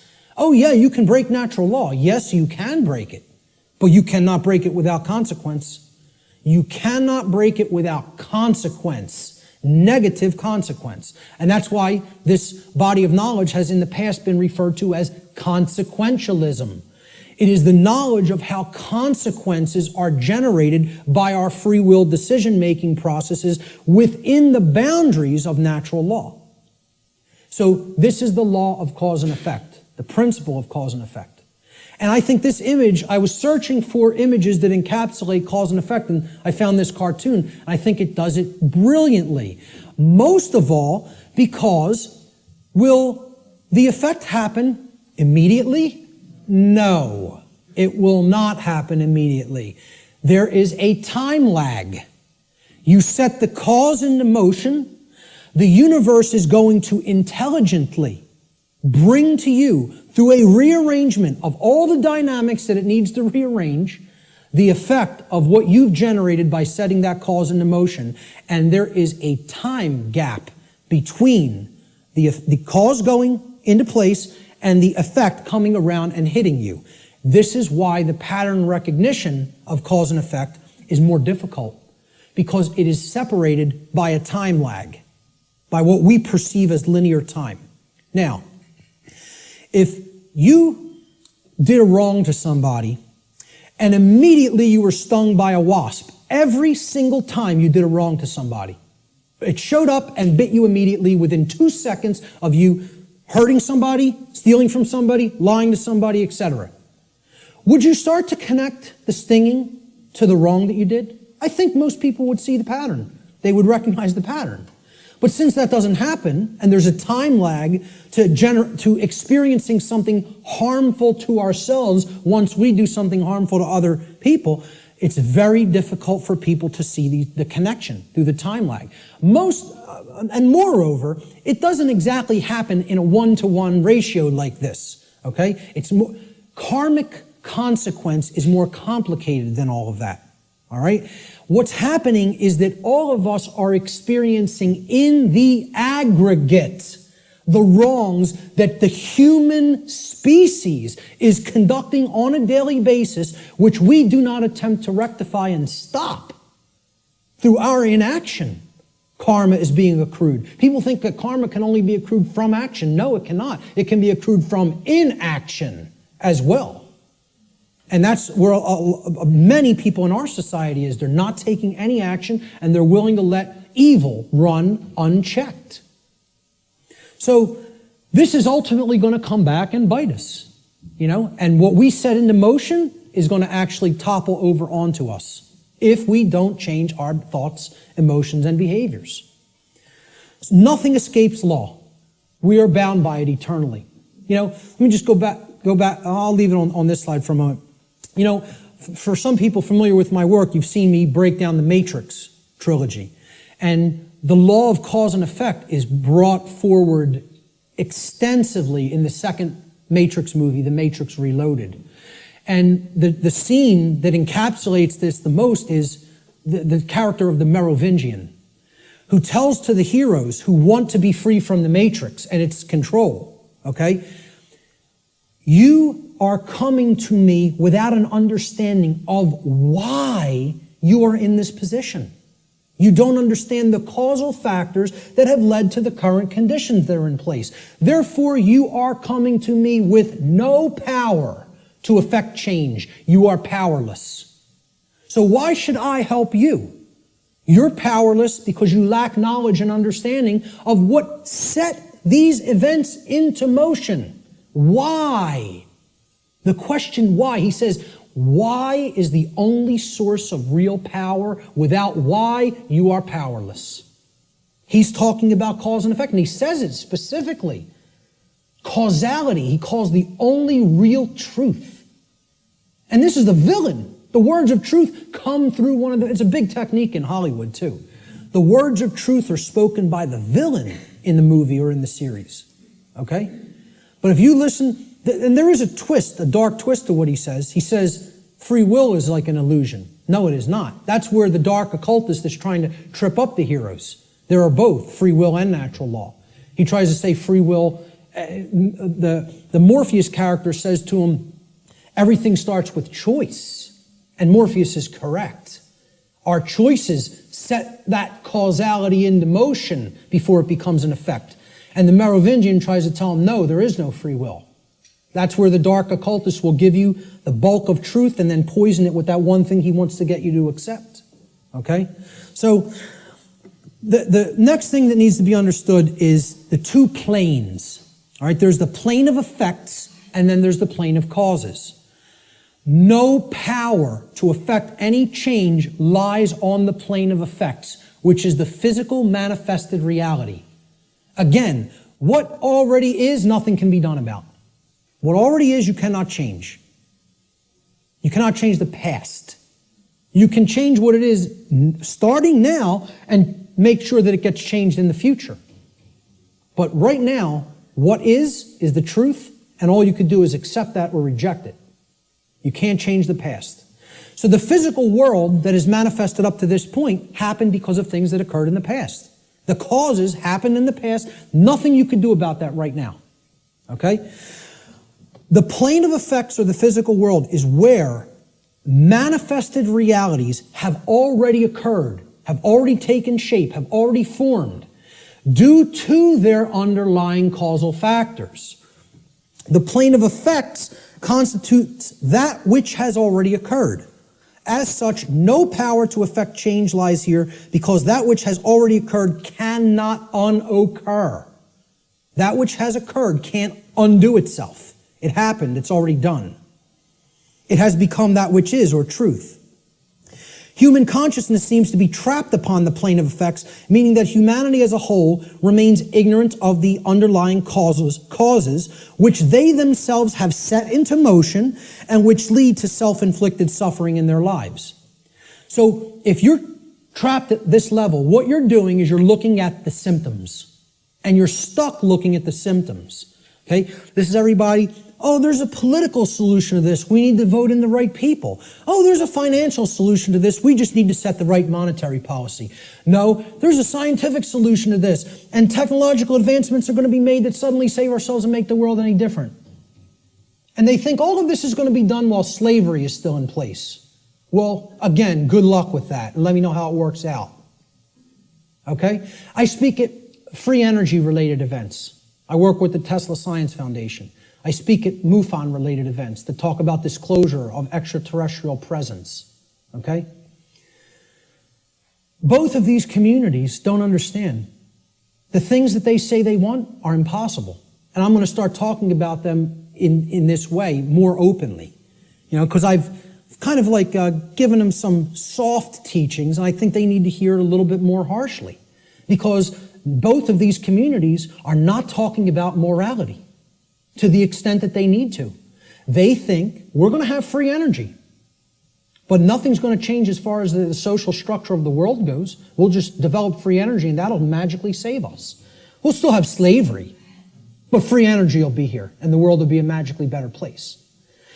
The UFO community, they often think, oh, we're going to get disclosure. They're going to come out and tell us everything they know about other intelligences that are out there in the galaxy and in the universe with us, okay? And they think they're going to get that in a climate of slavery. Well, good luck with all those things. You got to take down the existing structure first, okay? People think, oh, we got to build the new world while the old one decays. You have to destroy the existing power structure with the power of truth before anything new is going to grow here. Because this place is a garden full of weeds, of poisoned ideologies and completely erroneous belief systems that have no bearing on truth whatsoever and cannot get us what we say we want. Until those thoughts are changed, don't expect the results you want. So to the free energy movement, I say you're never going to get free energy in a climate of slavery. To the UFO community, I say you will never get disclosure in a climate of slavery. Slavery has to end first. Then you could get what you say you want. So, again, no power to effect any change lies in the world of effects. Cannot be done. You are rearranging the deck chairs on the Titanic while it sinks. You're not creating any change doing those things. because the underlying causes aren't changing. And the underlying causes are how we think, how we feel, and how we behave. And no one wants to look at that. They want to think all those things can stay in place and I can magically get what I want. I want to keep my hand over the fire, but I don't want it to burn and blister. Well, enjoy. See, find out what you get when you do that, because that's what we're doing when it comes to natural law. So let's look at the plane of causality. This is the other plane. This is the mental realm, the mental world. Again, according to the law of mentalism, the first principle of natural law, everything that manifests must first manifest in mind before it can manifest physically. So again, if the plane of causality is the mental world that's generating the causes in mind, okay, everything is happening there first, and then it is trickling down to the physical domain. It is manifesting in the physical domain only after it has manifested in the mental world. The plane of causality is where causes are set into motion prior to those causes manifesting as formed realities in the plane of effects. This plane of causality constitutes the causal factors, the why, which underlies and precedes all manifested things and events. All power to effect change lies on this plane of reality. Human consciousness must move away from the plane of effects and to the plane of causality in order for human beings to understand the causal factors of the conditions which they are collectively manifesting in their lives. Only then will humanity be able to co-create their shared reality on a conscious level, meaning with an understanding of how natural law operates, rather than on an unconscious level, meaning that we don't understand how natural law operates. And I just look at it in a simple graphic, in a simple, chart or graph. This is the higher realm. This is the world of causality, the mental world, the why, the underlying causal factors, okay, that precede conditions which are manifested. This is where our consciousness has to go, because this is where all power to effect change is at, in the understanding of why that manifested to begin with. So these are the symptoms. This line could be looked at as the diagnosis. You have to make that diagnosis and get to the underlying causal factors that lead to the symptoms. Okay? The plane of effects, on the other hand, meaning the physical world, is the manifested realm. That which has already occurred, that cannot be undone. At least in the present moment. You could start in the present to undo it in the future. But as far as the present moment and all moments in the past go, you're not changing that. That's truth. That's what is. Okay? That's already manifested. You can't change it. No power to effect change lies in continuously analyzing the symptoms. You got to do that long enough that you know where the problem's at. You've made the diagnosis. Now you can get to the causal factors and start going to work changing those causes. Okay? Unfortunately, this plane, the plane of effects, seems to be where human consciousness in the aggregate is trapped. It can't seem to get past there. Even if it recognizes the problem, it wants to keep describing the problem. It wants to keep describing the prison. It doesn't want to look at the causal factors because it's afraid of what the causal factors are. It doesn't want to acknowledge the causal factors lie in how we think, feel, and act, and until those things are changed, the external manifestation cannot change. That takes responsibility. The final principle of the 7 principles of natural law, at least the formalized ones, are gender. Again, I'm going to talk about an 8th lost one. Gender exists in everything. Everything has its masculine and its feminine components or principles. We've already seen that when it comes to the human brain, consciousness, worldview, etc. Gender manifests on all planes of existence. Spiritual, mental, physical, everything. Okay? Very simple concept. What I want to briefly talk about is mental gender. Mental gender is the state of coexistence between the masculine and feminine aspects of the mind. Again, we've already looked at this. We looked at the breakdown of the physiology of the brain, at least of the higher order part of the brain, the neocortex.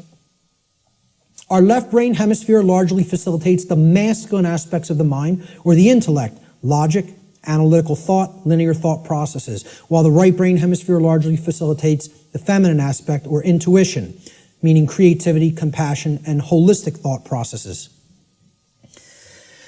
This next section is what I call the lost principle. This is the 8th principle of natural law, which binds all of the other principles together. Okay? It is what I would call the encapsulating principle. Okay? It's the container inside which all the other principles fit very nicely and neatly.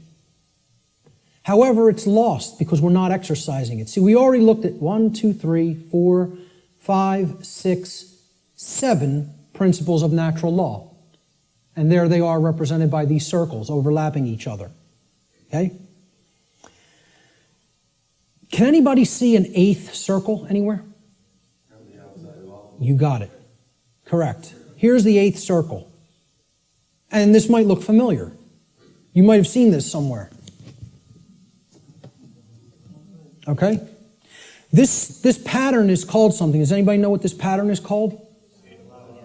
What is it? Not the flower of life.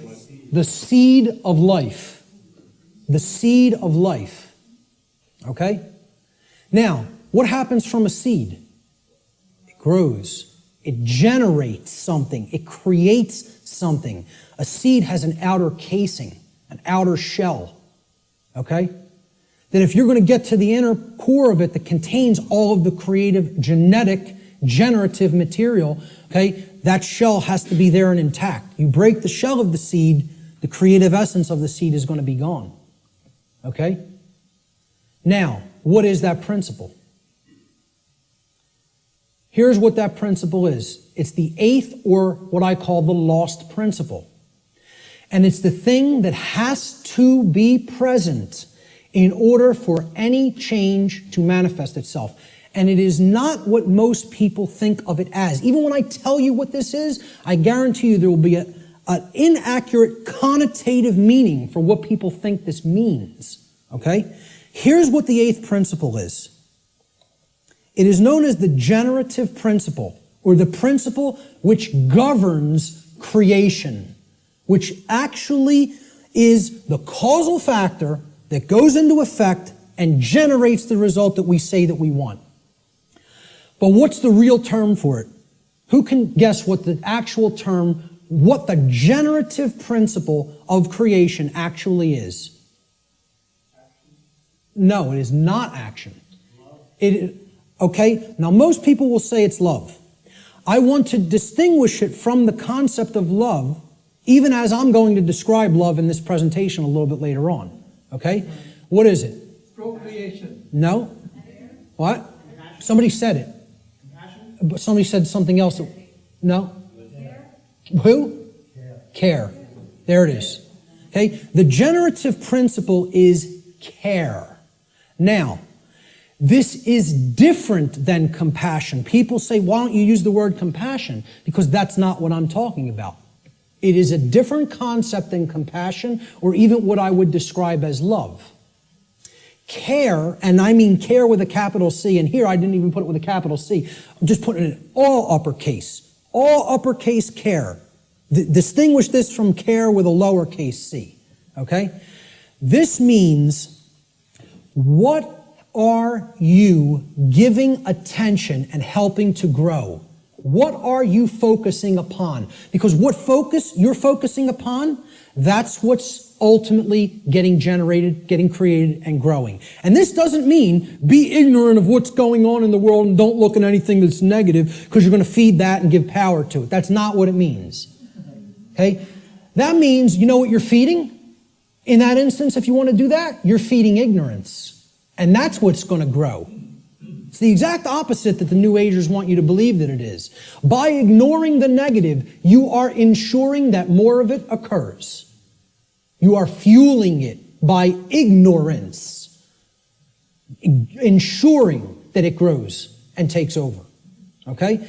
What care has to be looked at here as is, this is what you're giving your energy to. This is what you're focused upon. This is what you actually care enough about to do, to spend your time on, to put your attention on, to manifest in the world. That's what I'm talking about as care, okay? That's what generates our experience in the aggregate. Most people don't care about what's really happening. Therefore, it is an impossibility for us in the aggregate to change the direction of energy, to change the direction of consciousness, and ultimately to get what we say we want. That's how the real law of attraction works. All right? Here's how it actually operates. The lost principle is the dynamic of care. What we care about on a day-to-day basis acts as the driving force of our thoughts and actions. What did I say we need to develop? The heart, mind, guts, right? Heart, mind, guts, in that order. Care comes first.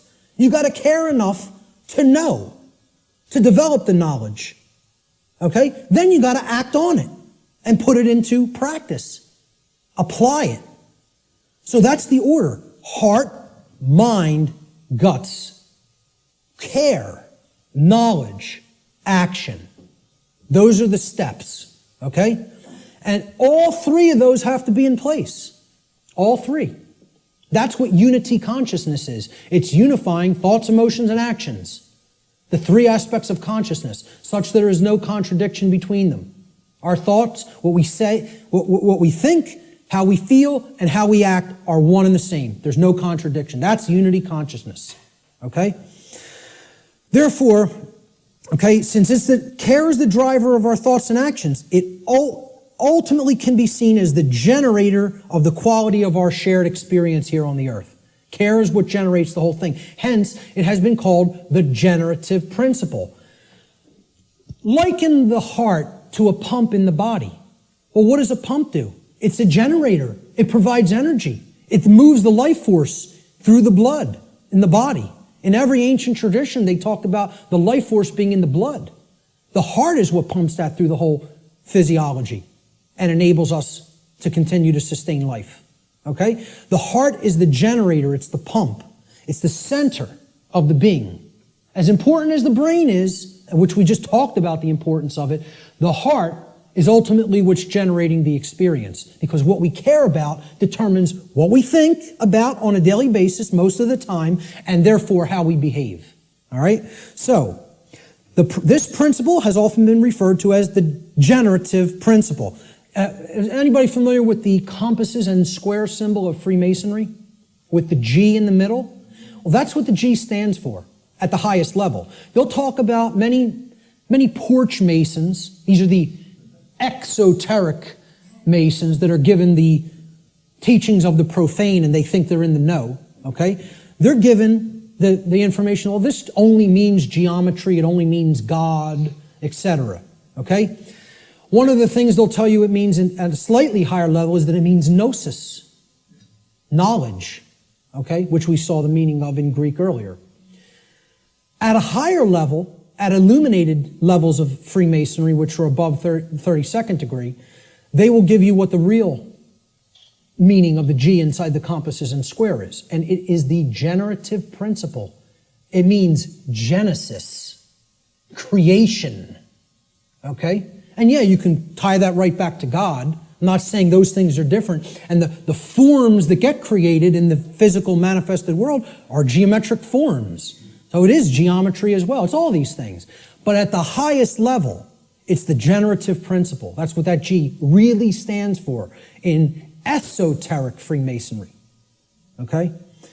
It's called the generative principle because that means to create. It comes from, the word generative comes from Latin. The verb generare, as we've already talked about, means to create. The generative principle is what we create through. And it's lost because people don't care. They don't have care. Hence, it's the lost principle. Okay? Here's how it works, folks. What we care enough to put our will behind. Okay? So again, heart, mind, guts. Guts is the will. The action, the masculine principle. That's what gets things done ultimately in the physical domain. What we care enough to put our will behind. And that's driven by the care.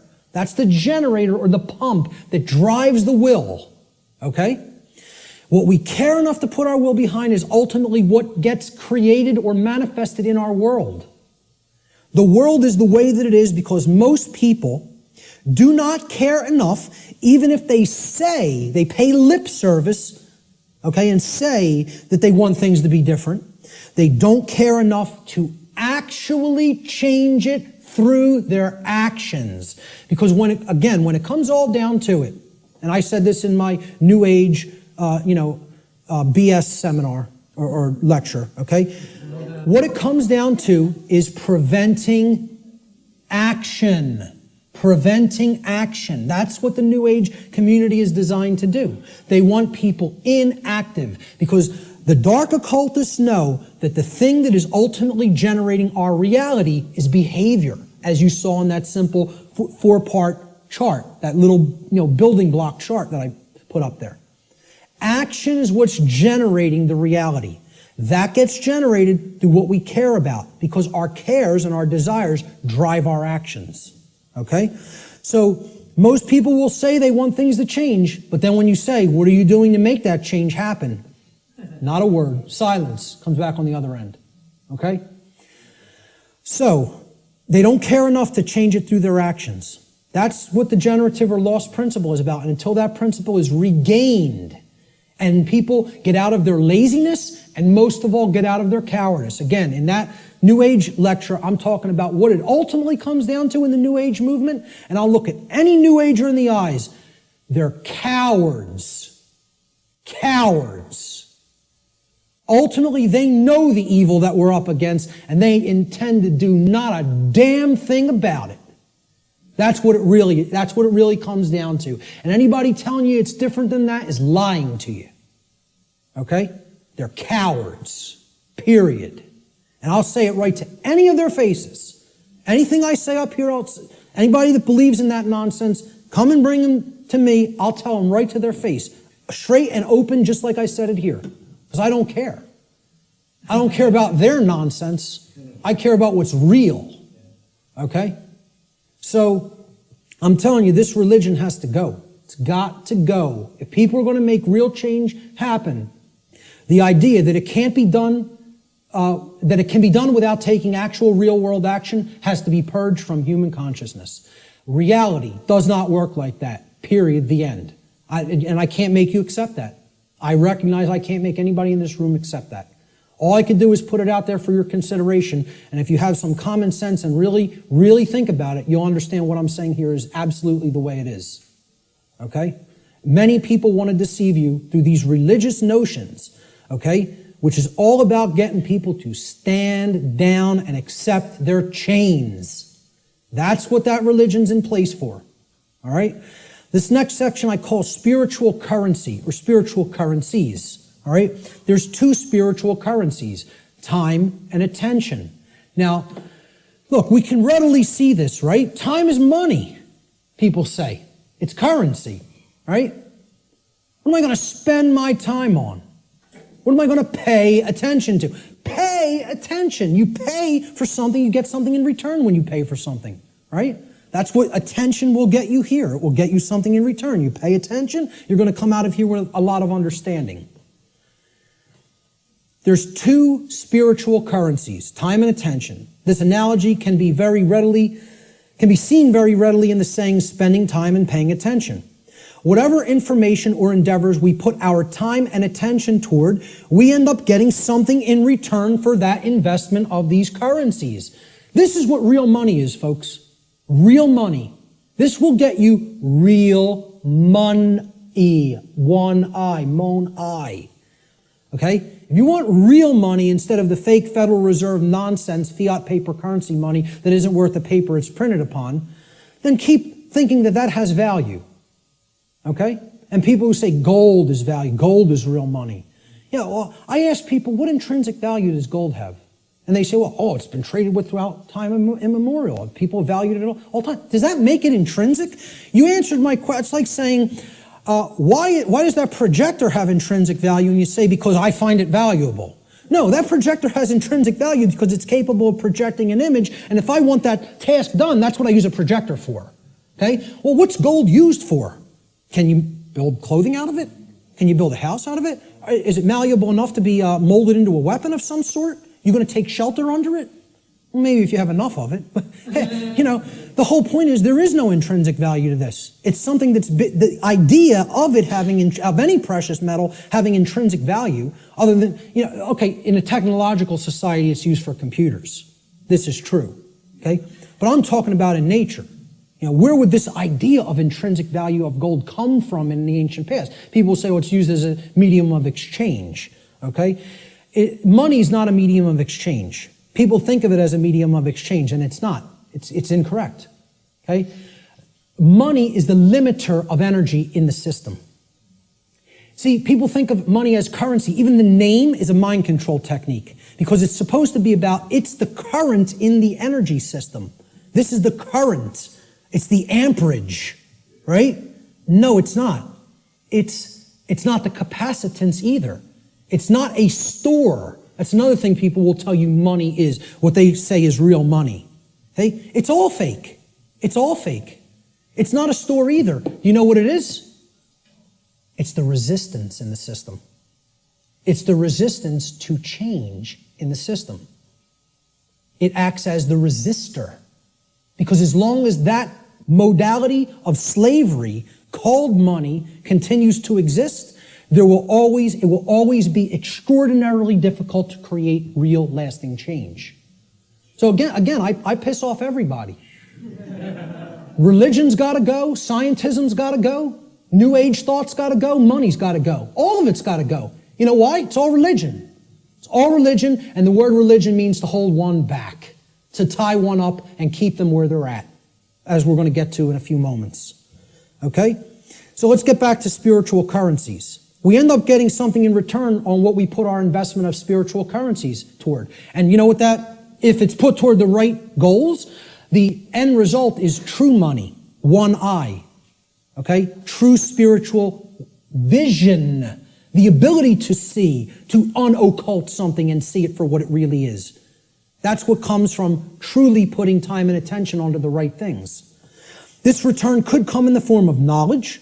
It could come in the form of understanding. It could come in the form of skills, expertise, and empowerment. But only if we invest these two spiritual currencies wisely. And let me tell you something, folks. That's why most people don't have any money. They got nothing to pay for it with. See, you pay attention and you get money. You spend time and you get money. I'm talking about the real thing. Cool. We're going to take a break in about 5 to 10 minutes. Okay? So we have to invest our spiritual currencies wisely. We should seek to improve our quality of attention by placing it upon information that is capable of improving both ourselves and the human condition as a whole. Give me a heads up in about 8 or 9 minutes. Thank you. Such an effort would also constitute a valuable investment of our time. We should ask ourselves, what am I spending my time on? What am I spending my time doing? And what am I paying attention to? That's where you will find whether you're investing in real value, something that is truly valuable. If most of the time we're spending our time on nonsense and trivialities and, divisive things and TV and sports and all other kinds of entertainment and distraction, well, you're going to have a return on that investment, and that return is going to be low. It's not going to result in much money, real money. Okay? Most importantly, we need to ask ourselves, what kind of quality am I getting in return for my investments of time and money? Time and attention, I'm sorry. Okay? These are the spiritual currencies. And that's what most people don't want to give. They don't want to give these freely for a return on investment. They don't want to pay attention to the right things. They don't want to spend time on the right things. This is a simple chart of how our quality of our attention, okay, and again, this is in the aggregate, but it's created by all the individuals. How the quality of our overall attention as a species will affect our world in accordance with the principle of correspondence, which states, as goes the microcosm or the microcosmic units, so will become the macrocosm.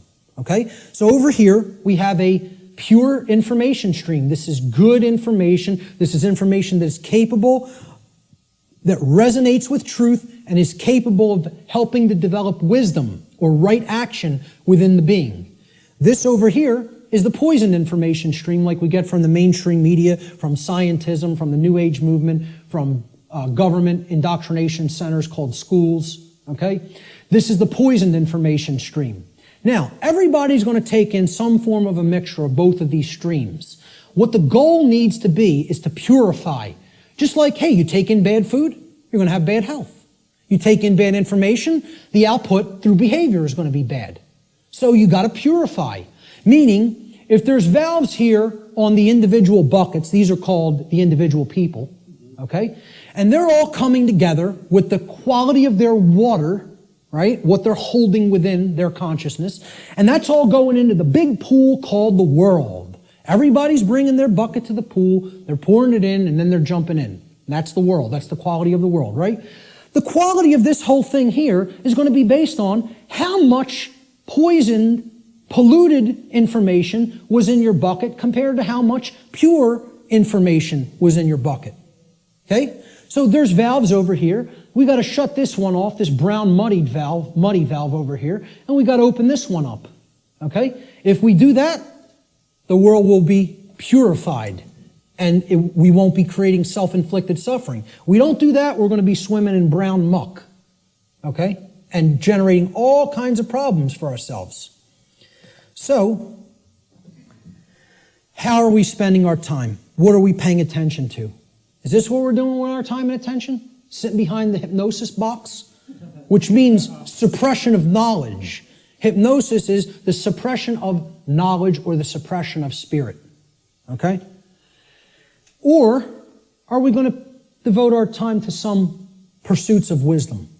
Which means developing knowledge, converting it to understanding by processing it accurately, and then converting it into wisdom through action, through right action. And, you got to read to do this. People don't want to hear that either. Okay? Reading is required. The ancient Romans had two words, the same word, okay? That meant two different things in their language. The word was liber, L-I-B-E-R. Liber meant free, as in not a slave.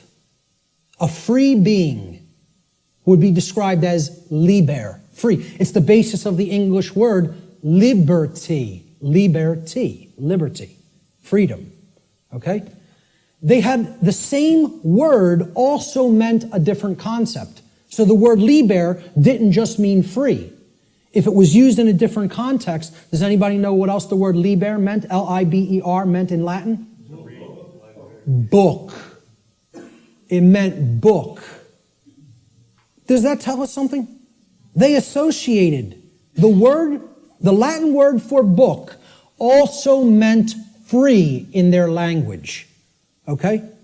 And again, liber is the basis for the word library. Okay? Library. Okay? Where you can go to become free if you read the right books. And again, the world is our library now. We've reunited all the parts of the big library that were cast to the four corners of the earth.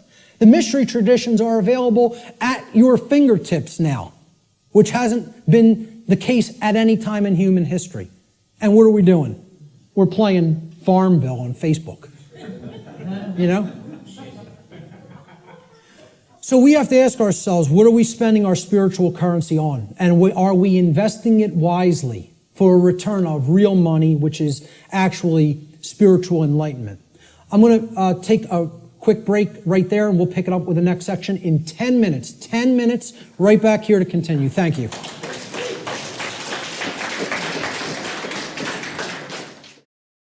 So natural law has been called many different things in different traditions throughout the world at different times in history. Let's look at what some people have called it. It's been called the law of cause and effect, or the laws of cause and effect. And there's a scientific connotation to this concept of cause and effect too. Even scientists will say an effect invariably follows a cause. And they'll also say things like, for every action, there exists an equal and opposing reaction. So there's a consequence when an action is taken. In the more New Age circles, you've heard it referred to as the law or laws of attraction. Okay? I call this presentation the real law of attraction. So, however, there are some good things that the New Age community, and I don't tell you it's all bad, I don't make that blanket statement, okay? It is a religion in many respects, but however, there are some truths embedded in it that can be taken on their own and, value can be gleaned from. So one of those sayings is the energy that we emit is the energy that we attract. This is true. What we're putting out into the universe is what we're getting in return from the universe and what we're creating in our reality. Energy flows where attention goes. I just talked about this in the last section. What we put our attention on is what ultimately gets manifested in the world. As you think, feel, and act, so you shall be. Some of the teachers of different variants of law of attraction teachings have only put the first part in that. As you think, so you will be. No. As you think, feel, and act, so you will be. And most of all, as you act, so you will be. Most of all. Okay?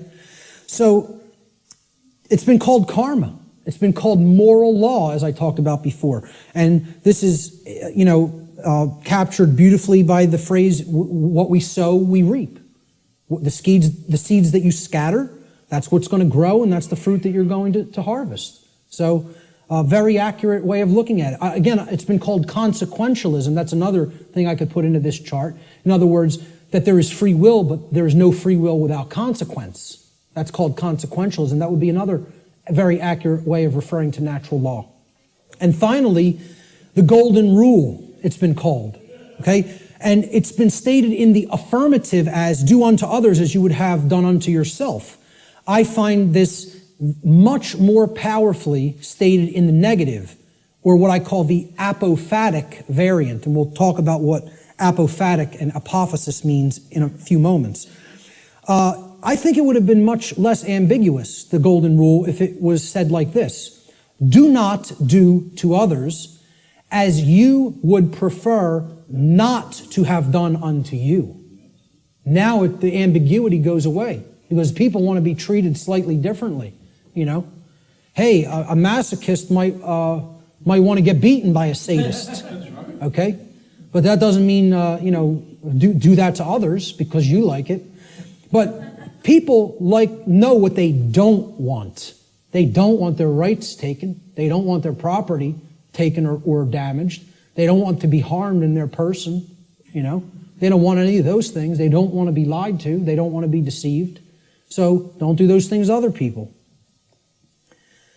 So let's jump into this is the heart of the presentation here. It's how natural law actually works in our lives. What are its expressions? How can we come to understand how this operates? There are ways of knowing, and they're through these expressions of natural law. So we defined what natural law is. We talked about the underlying principles that it's based upon. Now we are going to talk about how it works in our lives. Okay? So we're going to build a chart of the natural law expressions in a moment. What these expressions are the recognizable workings in our life. And they take place through 5 basic expressions. Each of the 5 expressions of natural law have a positive aspect and a negative aspect. So that gives us a total of 10 overall natural law expressions. And we're going to build a chart regarding these expressions. Okay? So here's the expression, and then there's a positive aspect to the expression, and there's a negative aspect to the expression. The first expression of natural law is known as, and again, this is what I call these things. There's no hard and fast rules. It's just terminology. It's jargon to try to explain them in words. Okay? These are unseen concepts and laws in reality, in nature, in the nature of the universe. Okay, these are just English word terms that I'm applying to these concepts, okay? So the first principle of natural law I call the generative polarity. Or in other words, this is the force or energy that we are using at the base level to start the process of creation. Or you could say of co-creation. Okay? We're co-creating the reality that we experience with the laws of nature. So you can look at the first first expression of natural law, which is the generative polarity, as the force that we use to set all of the other events which are to come, which are to manifest in our lives, into motion. Or in other words, what we use, the force that we use to generate or create the quality of our experience. That's the generative polarity. The positive expression of the generative polarity is love. Now, this is not what many people think of as love, okay? It's not familial love. It's not relationship love. It's not Hollywood movie variant of love. It's not romance novel variant of love, okay? I call love consciousness. Love is the force which helps us to expand consciousness and become open to truth if we are in it. If we are in that vibratory energy, we become open to truth. All right? So here's what it looks like visually. I try to put a visual aspect to all of these concepts, okay? And people would think I'm going to put two people together kissing or hugging or something like that, okay? Love is inside each individual if it's present, okay? It doesn't depend on any other person. You can express love with another person, and there's no problem with that. I'm not saying that's a bad thing. That's a great thing if it's present in your life. The capital L, capital O, capital V, capital E definition of love that I'm giving here is not that. It is this force that opens up our consciousness. It's the flowering expression of consciousness, okay? So how I word this is the positive aspect of the generative polarity, the first expression of natural law, is love. In regard to natural law, love should be seen as the expansive force for consciousness. It is the force which helps us to become open to truth and expand our awareness. That's the connotation that I'm giving for the concept called love here. Okay, that's the positive expression of the creative polarity. Now, the negative expression of the creative polarity is the exact opposite of love. So people will automatically think, well, that's hate. And it is not. Because the thing that puts consciousness in a box and prevents it from growing and keeps it where it's at is what? Fear. There it is. Fear. Fear is the basis for unconsciousness. You cannot be unconscious of anything in particular unless you fear it. Okay, that's what shuts consciousness down. And here's my visual for it. Fear. I don't want to look at that. That's too horrible for me to contemplate. That can't be true. I don't want that to be true. That's all fear. Okay? The negative aspect of the generative polarity is fear. Fear is the contractive force for consciousness. Fear is the force which influences us to become closed to the truth, and it is the force which ultimately shuts down our awareness. That's why so many people are unconscious, because they are fearful. They are fearful of the responsibility that comes with knowledge, and most of all, they are fearful of having to act based upon knowledge, because that requires courage. The second natural law expression is the initiating expression, what I call the initiating expression, just my term for it. Okay? The initiating expression is the first stage of tangible and recognizable results which we produce in our lives after we have, quote unquote, set the ball rolling, okay? Set the dynamic in motion by choosing between the generative polarities of either love or fear. All right? So, we choose love and something starts to happen. We become open to truth, right? Well, love is the expansive force for consciousness that opens our minds to the truth and awareness. So what do we gain as a result of accepting or existing in the vibratory energy called love? We gain knowledge, which is the acceptance of truth. Since love opens us up to truth, knowledge is its reception. It is the receiving of truth. We come to know. Okay? So that's how it starts. I call this the initiating expression. Now, of course, there's a negative initiating expression if we are existing in the vibratory dynamic of fear. That would be the opposite of knowledge. What is it? Ignorance. Right. Now, this is what I put forward as knowledge. This is my imagery for knowledge. Okay? That's a being who knows themselves.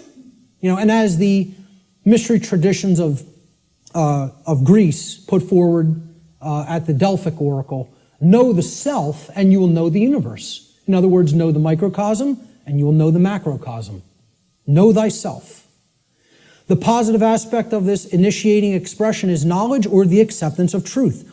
Knowledge positively influences the quality of our lives because it positively influences our decision-making processes that lead to understanding in every area of our lives.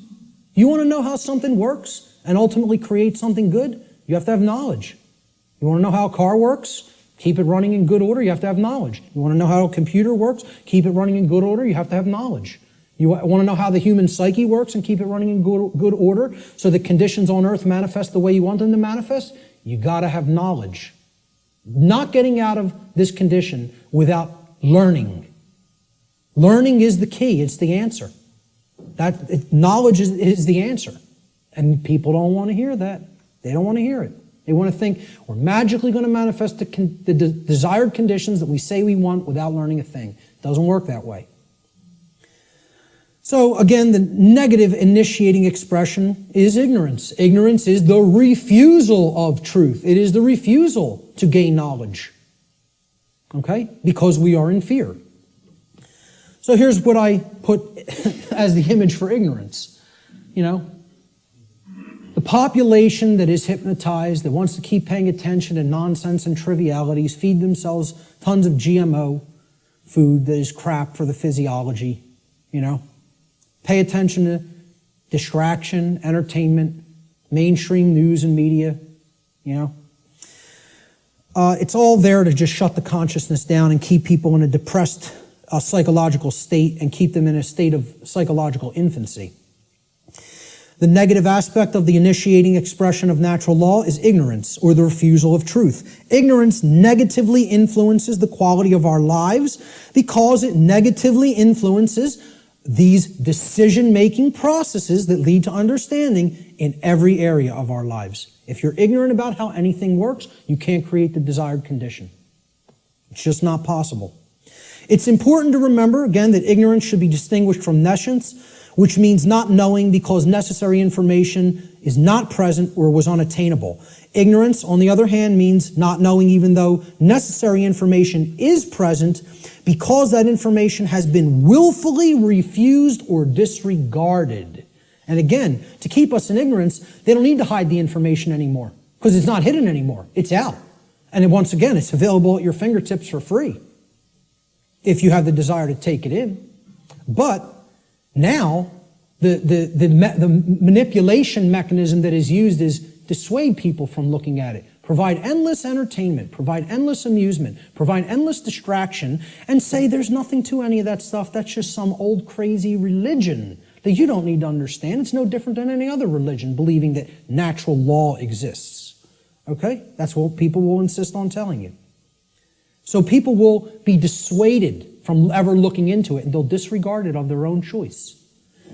Thomas Jefferson said that if a nation expects to be ignorant and free in a state of civilization, it expects what never was and never will be. Freedom and ignorance are antitheses of each other that can never coexist simultaneously. That is an impossibility in natural law. I'm going to put up a couple other quotes on ignorance. Samuel Adams said, "No people will tamely surrender their liberties, nor can any be easily subdued. When knowledge is diffused," that means it's everywhere present, "and virtue is preserved," meaning morality. On the contrary, when people are universally ignorant and debauched in their manners, meaning purely selfish and only worried about themselves, they will sink under their own weight without the aid of foreign invaders, meaning the society will turn inward on itself and collapse and destroy itself just based on the fact alone that the population is ignorant and they are ensconced in moral relativism and other forms of debauchery and just self-pleasure as their highest virtue, their highest desire. Socrates said that the only good is knowledge and the only evil is ignorance. And this is a quote I'd like to be remembered for. "Willful ignorance in the presence of knowledge is the measure of a bad person." And people will say that's extremely harsh. That's true. That doesn't make the statement untrue. The statement is true as well. It is a harsh statement. See, people in my family will ask me, why don't you have anything to do with me anymore? I've deliberately cut off many members of my own family. Okay? Because many members of my own family say, I know what's going on and I don't care. I don't intend to do a damn thing about it. I'm worried about me, myself, and mine, and I don't care what's happening in the world. Well, you know what that's called, folks? That's called a bad person. Let's not mince words. Let's not euphemize. Let's call it what it is. That's called a bad person. And I don't want anything to do with bad people in my personal life. I don't hang out with bad people. I try to surround myself with good people who care. Because they're co-creating wisely.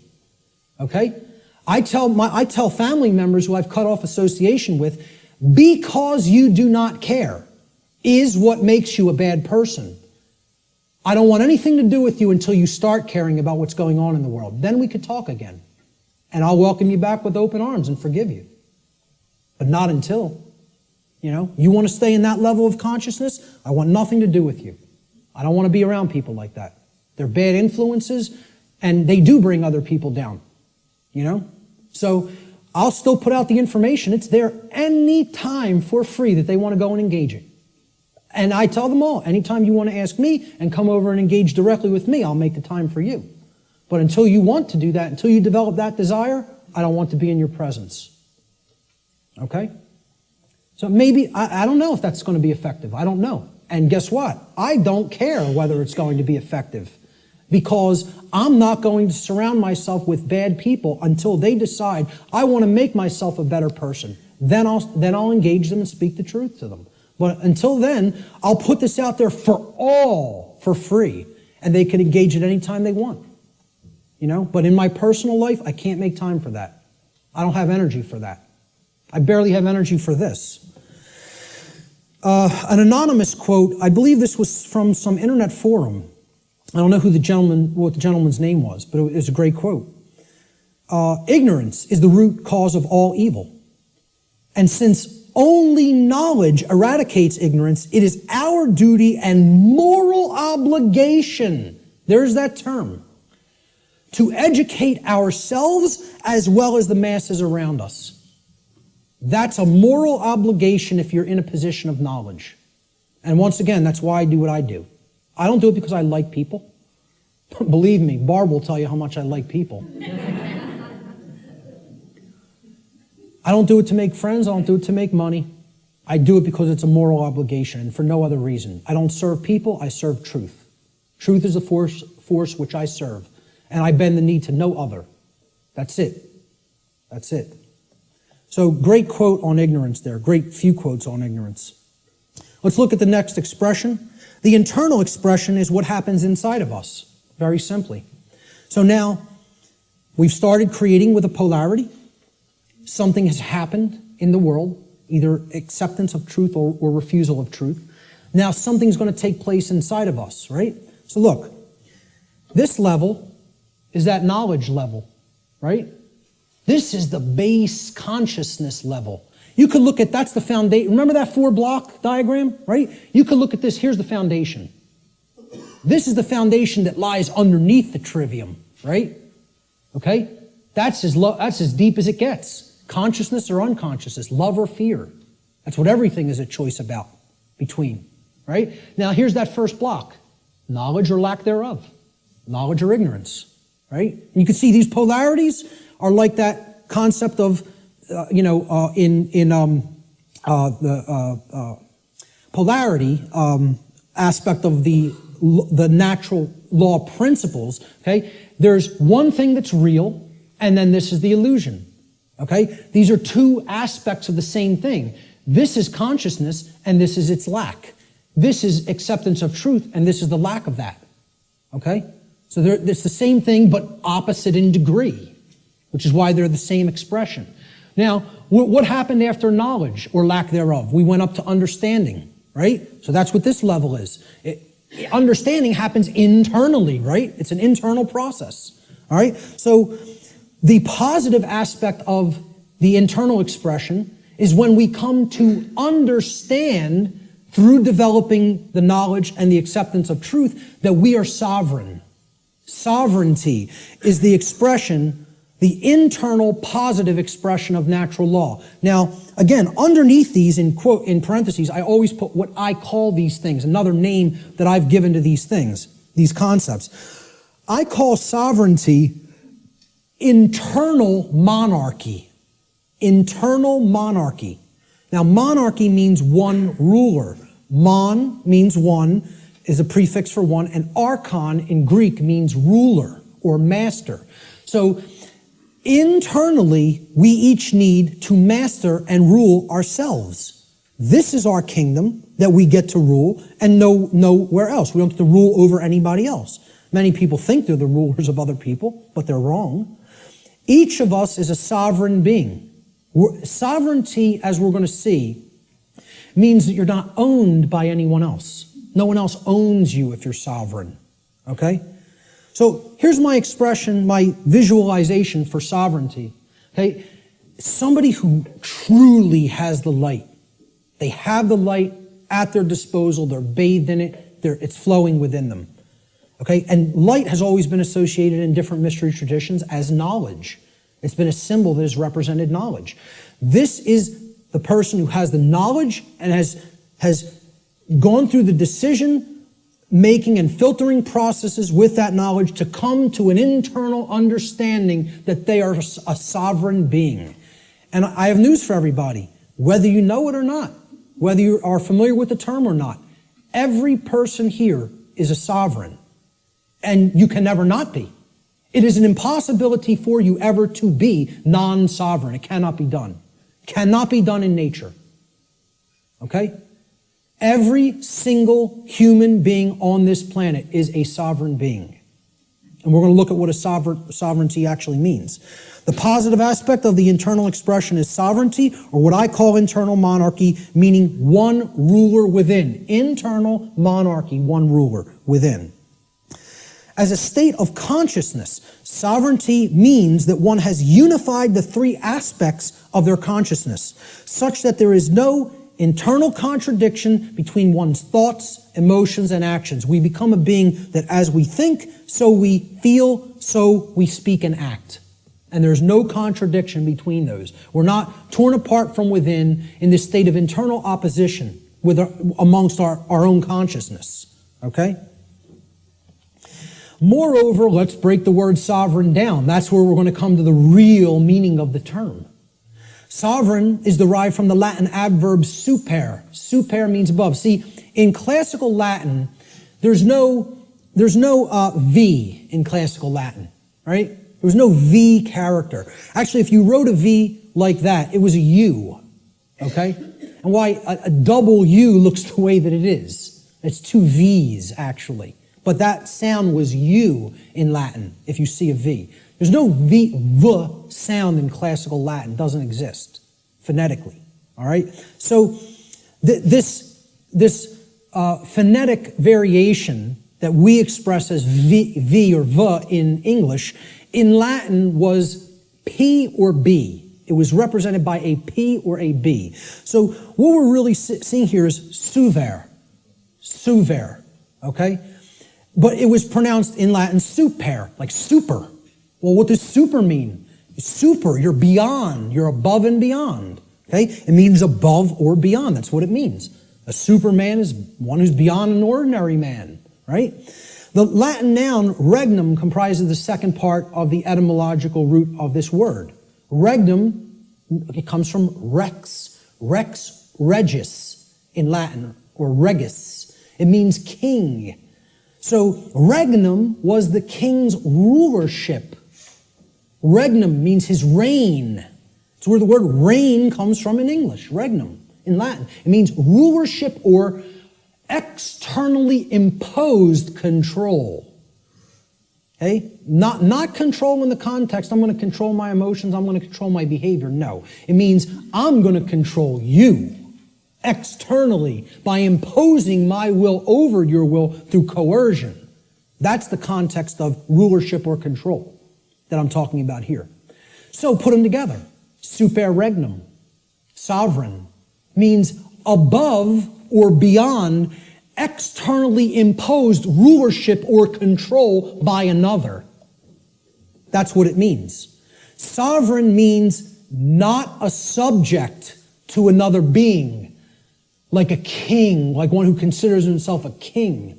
And it means not a slave to someone who considers themselves your master. That's all sovereign means, folks. Not a slave.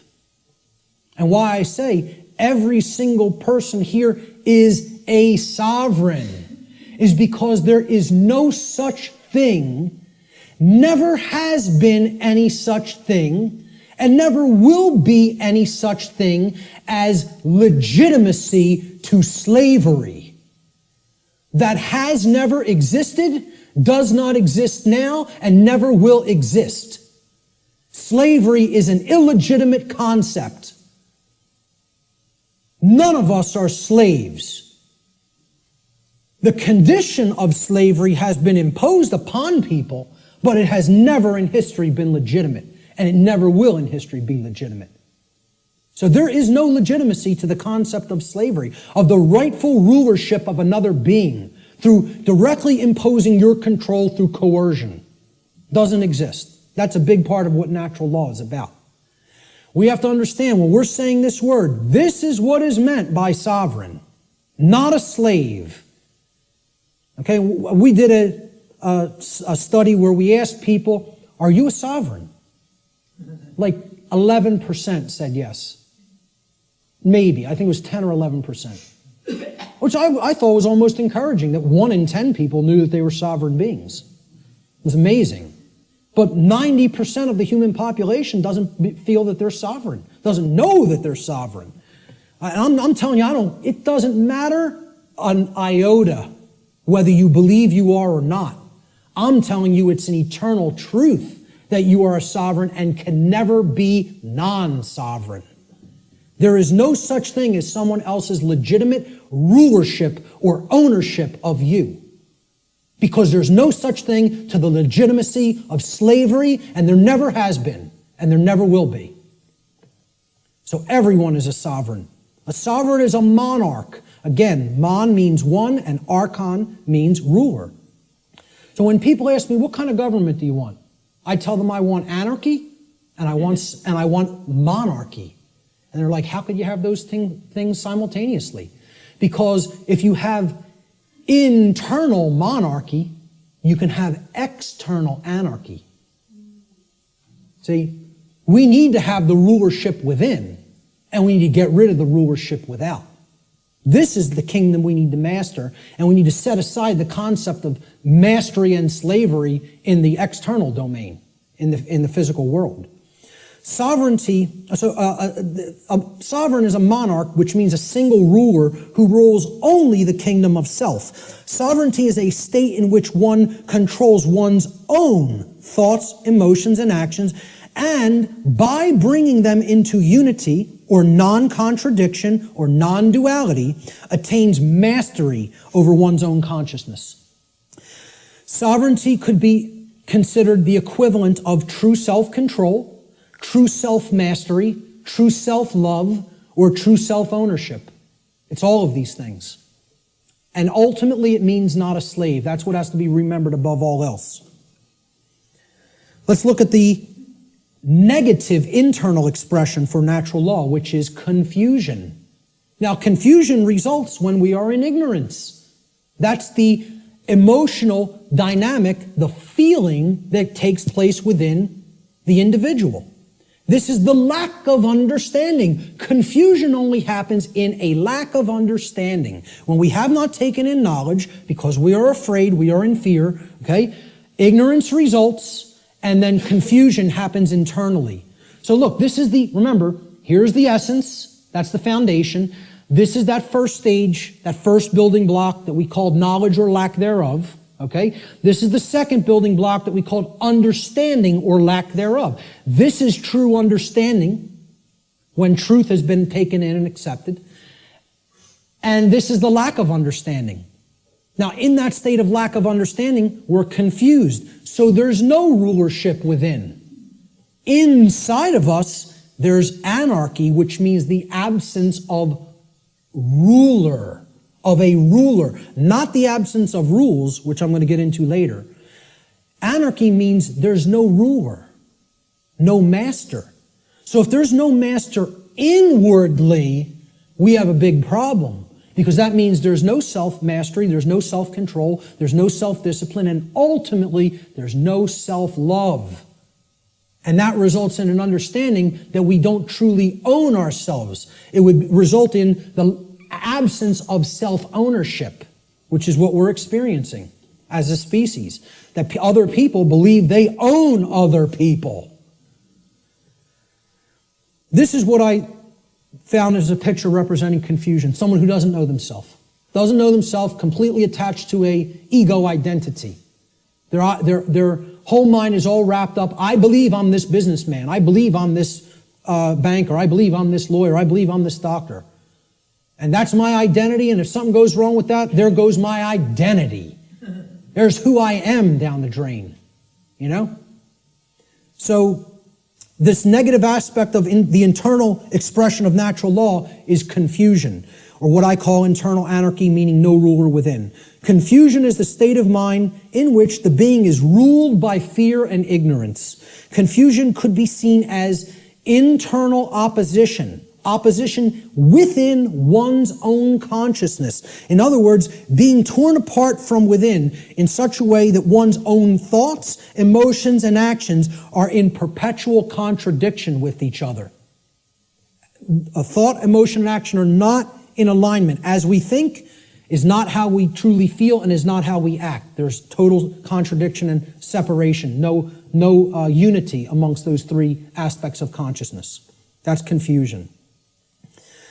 The fourth expression of natural law is what happens externally in the macrocosm in society. When you have a bunch of people who are in either this dynamic within their own consciousness or a bunch of people who are in this dynamic in their own consciousness, a state results in the society at large, because the society at large is comprised of the aggregate quality of the individuals that comprise that society. All right? So if there's love present and knowledge has been taken in and it's been understood and we understand that we're sovereign and we're expressing self-ownership and self-mastery, what state manifests in society? Freedom. There it is. Freedom can only manifest when those preceding conditions are in place. It cannot magically manifest by any other means. If we say we want to be free, this is the path we have to take. Consciousness, acceptance of truth, and an understanding of our own sovereignty through self-mastery. It can't happen any other way. It's not possible. Okay? So, this is what the picture I chose for freedom. This is actually from the cover of probably one of the greatest books I think that's ever been penned by human hands. And I've read a whole lot of books in my life. And for me to say that, it's a high compliment. Okay? I think I'm a pretty good judge of books that can impart some wisdom to people. And I'm telling you, you need to read the book, The End of All Evil by Jeremy Locke, if you haven't already read it. This is one of the cover image from that book. Very rare book. To find it physically online, if you find it at a decent price, snatch it up and give it to other people or sell it to other people. Okay? I had a physical copy of this book. I lent it out, took off. Forgot who I lent it to. It happens, right? But this was a rare book. I think it was only pressed a couple thousand, and it was never repressed. So it's a single printing or something like that. Never repressed it. Now, you'll find that book for $150, $200 in some places, right?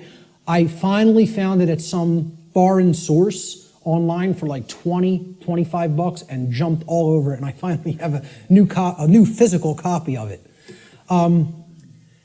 One of the books, along with Larkin Rose's book, The Most Dangerous Superstition, that if I had to tell you, destroy every other book on earth, it would be down to these two. You know what I mean? It's that much. They're that important. This is the cover image from that book, with chains being broken that were formerly holding the earth in captivity. I think it's a great image that represents what freedom is about. It's not about my freedom. It's about our freedom. It's about freedom for all beings. And guess what? Our, when I say that in relationship to the earth, doesn't just mean human beings. It means all beings, including the animal kingdom. So the positive aspect of the external expression is freedom, or what I call external anarchy, meaning externally there are no rulers. There is no condition of masters and slaves. Okay? So that's what anarchy actually means, the absence of slavery. That's what it really means. True freedom for all should be seen as the goal of spiritual development. Such a state can only manifest as a result of human society's adherence to natural law. Can only manifest. Not just will manifest. The only way it is possible for it to manifest is if we understand and adhere to natural law. Okay, so that's the positive external expression, what happens in society. Now, there's a negative external expression, and you can call it multiple things. You can call it totalitarianism. You could call it slavery. I term it simply control, externally imposed control. Okay, it doesn't mean, self-control. It means literally someone outside of your own being is trying to control you and own you. So yeah, a good way of looking at it would be slavery as well, because control leads to slavery. Control is what I call external monarchy, meaning there's a ruler from without that believes they do own you and wants to continue to own you as their subject or slave. And this manifests in things like the oncoming police state, which I wouldn't even say is oncoming, I would say it's here. Say we're already living in it. It's not something that's going to happen in the future. It's something that's happening in the present. People talk about it as something they're trying to avoid from happening. What makes people think it's not already happening? The negative aspect of the external expression of natural law is control, what I call external monarchy, one external ruler, the concentration of illusory power, in the hands of institutions like government. Control is the pathway to all forms of evil and destruction. It results when a society lives in direct opposition to natural law.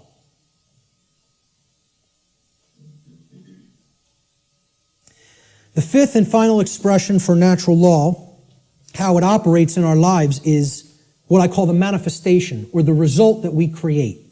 So again, here's the foundation for that little 4-part building, right? Here's the first block, knowledge or lack thereof. Here's the second block, understanding or lack thereof. Here's the third block, wisdom or lack thereof, which is why we're in a society that's completely based in control, because we're drowning in knowledge and having a lick of wisdom. Or very, very little, I should say. Certainly not enough to go around, okay? That's the action stage or the wisdom stage, what happens externally, right? This is that top block. Remember the top white block that sat on top? We had the blue block at the bottom, then the red, then the green, and then the white block. This was the manifestation, the result that we create. Remember little question I put on the top of that white block? Who can tell me what it was? The manifestation. No, the manifestation was either order or chaos. What do we ultimately create? So the positive manifestation is order, or what we would call all the things we say we want. Manifested goodness, everything being okay, not creating self-inflicted chaos or suffering. This would be, we get what we say we want to get. And there's requirements for that, and here they are. There's the requirements. You got to be in this vibratory energy of consciousness. You have to accept the truth and develop knowledge. You have to have an understanding that you're a sovereign being, and you have to work toward the manifestation of true freedom. Then you'll have all the things you say you want. Manifested goodness and order in your life. And that's the only path to it. I'm telling you, that's the only path to it. Blanket statement. The human mind has a hard time with blanket statements. Has a hard time with always, every, without exception. The ego doesn't want to hear that. Again, humanity's greatest fear may be that the truth is absolute. I would say an even greater fear it has is that the truth is singular. That there's no such thing as my truth, your truth, his truth, her truth, their truth. There's just the truth, and whether we align our perceptions to it or not. That's humanity's biggest fear. So this is what I viewed order as being like. Okay, we have beings that are actually full of the light, and they're working toward a world that is based in freedom, cooperation, knowledge, sovereignty, no control. Okay? It's what I call in some of my former presentations cooperative spiritual anarchy, which is the natural condition of humanity. The natural, meaning spiritual, natural condition of the human species that has been blocked from manifesting through mind control, indoctrination, fear-based, trauma-based methods. So that's what I call order, the positive manifestation, manifested goodness. It represents everything we say we want, and it only results when there is balance or justice. Justice comes about through adherence to natural law. Justice can only be present when truth has been accepted in our lives and our behavior has been brought into harmony with natural law. Cannot manifest any other way. That's the positive manifestation. The negative manifestation is the opposite of order, chaos. Chaos is manifested evil. I just put this as, complete disregard for other people, a breakdown, me first. Knock everybody else down, get what I want. Don't worry about anybody else being hurt. Don't worry about anybody else's freedom. Don't worry about whether anybody else's rights are being tread all over. Doesn't matter. Let me get mine. Self-preservation is the highest law. Survival is all that matters. Even if I have to step on somebody else to get it, to make that happen. Yeah, it's an animal. That's exactly right, sir. That's exactly correct. That's not a human being. That's an animal. That's how animals in the animal kingdom behave. And again, natural law doesn't work the same way for animals as it does for human beings because they do not have the same capacity for consciousness that a human being has. So let's not start saying that's the natural order. No, it is not. It's the exact antithesis of the natural order. The natural order is just that. Order. It's in the word, it's in the phrase, natural order. What people are describing as the natural order through this utter nonsense concept called social Darwinism is, as I've called it before, psychopathic chaos. And break down that word. Psychopathology means an illness of the mind. Psychopathy is mental illness. Psyche in Greek means the mind. Okay? And pathology is an illness, sickness. Psychopaths are mentally ill. And they don't create anything resembling order. All they can create is chaos, which is why they want us to mimic their mindset, because they're just bent on hell and destruction to manifest, and they have to have our complicity and cooperation to make that dynamic happen.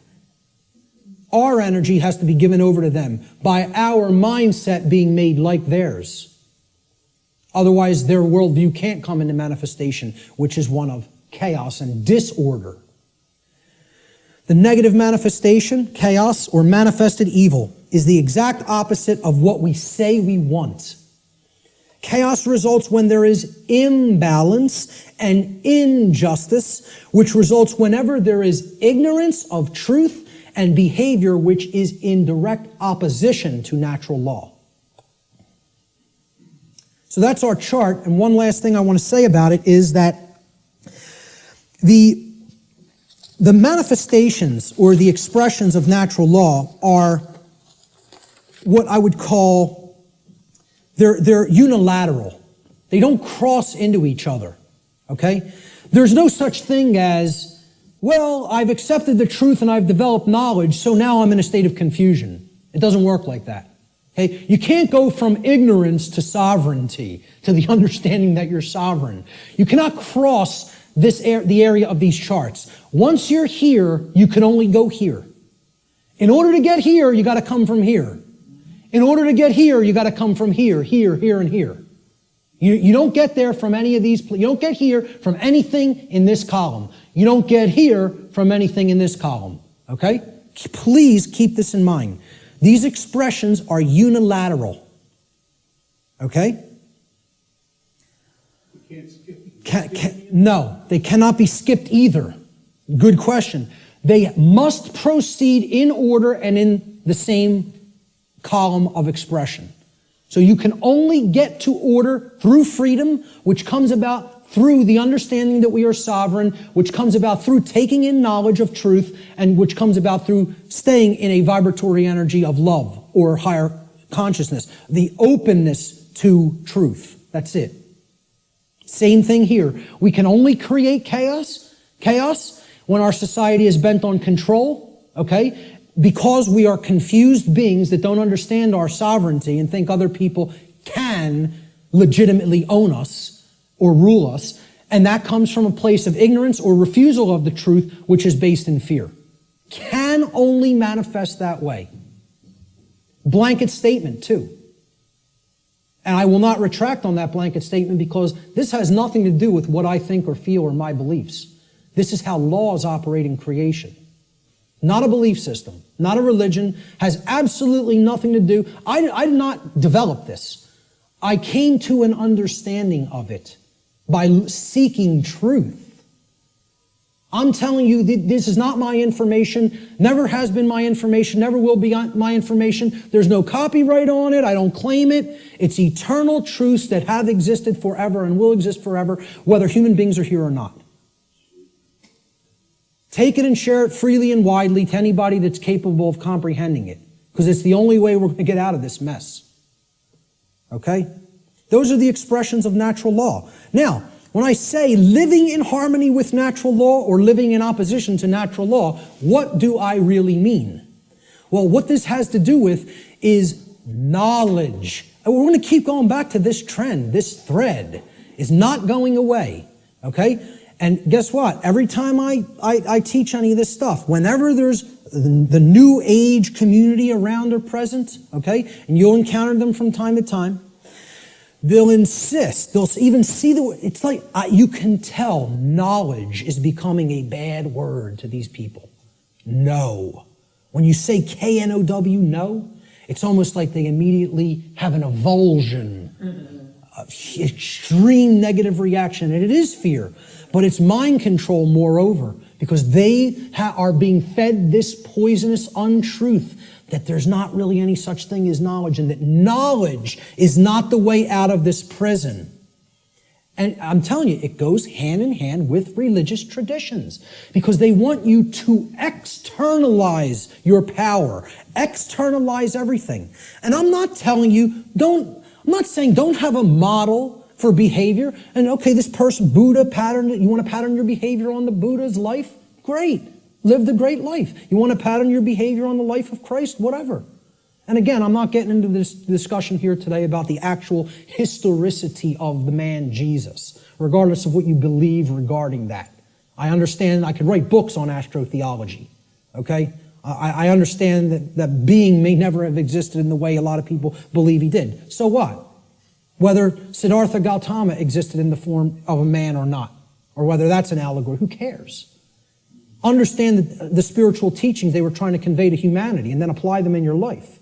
Live by that ethic, that code, and great, okay? And have whatever religious notion you want, okay? What I'm saying is what this religion called the New Age movement and what many official, organized, regional religions, okay, do is they try to take the emphasis off knowledge. Because again, if you're not seeking truth and trying to develop knowledge, that's how this information remains occult. And that's how the control system stays in place. They want you to externalize your power to a deity or a guru. Once you do that, you're accepting your chains. You're saying, I have no power. Let me tell you something, folks. I'm not powerless. I am full of power. Why? Because I have knowledge of how things actually work.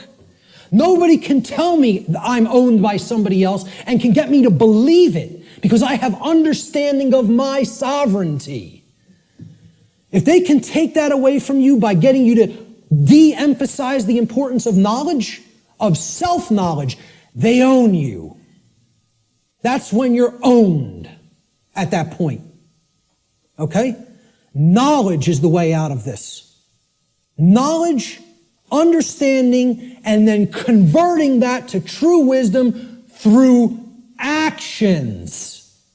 Not believing in something, not accepting everything, not waiting on somebody to come down and save you, whether it be Zoroaster or the aliens from Zeta Reticuli or Ashtar Command or Jesus Christ. Okay? You keep waiting on an external savior, you're going to be waiting in your chains forever. The knowledge of truth is what the Christ figure himself proclaimed would be the pathway to true freedom. Now, whether you put any emphasis on even exoteric Christianity, I'm telling you, that's the core of all the mystery traditions, is that until you take in the light, you'll never dispel the darkness. And the light is knowledge of truth. That's what it has always been symbolized as and represented as. Okay? Knowledge is the answer. And here's what the biggest piece of knowledge that comprises natural law needs to be understood. There is a difference.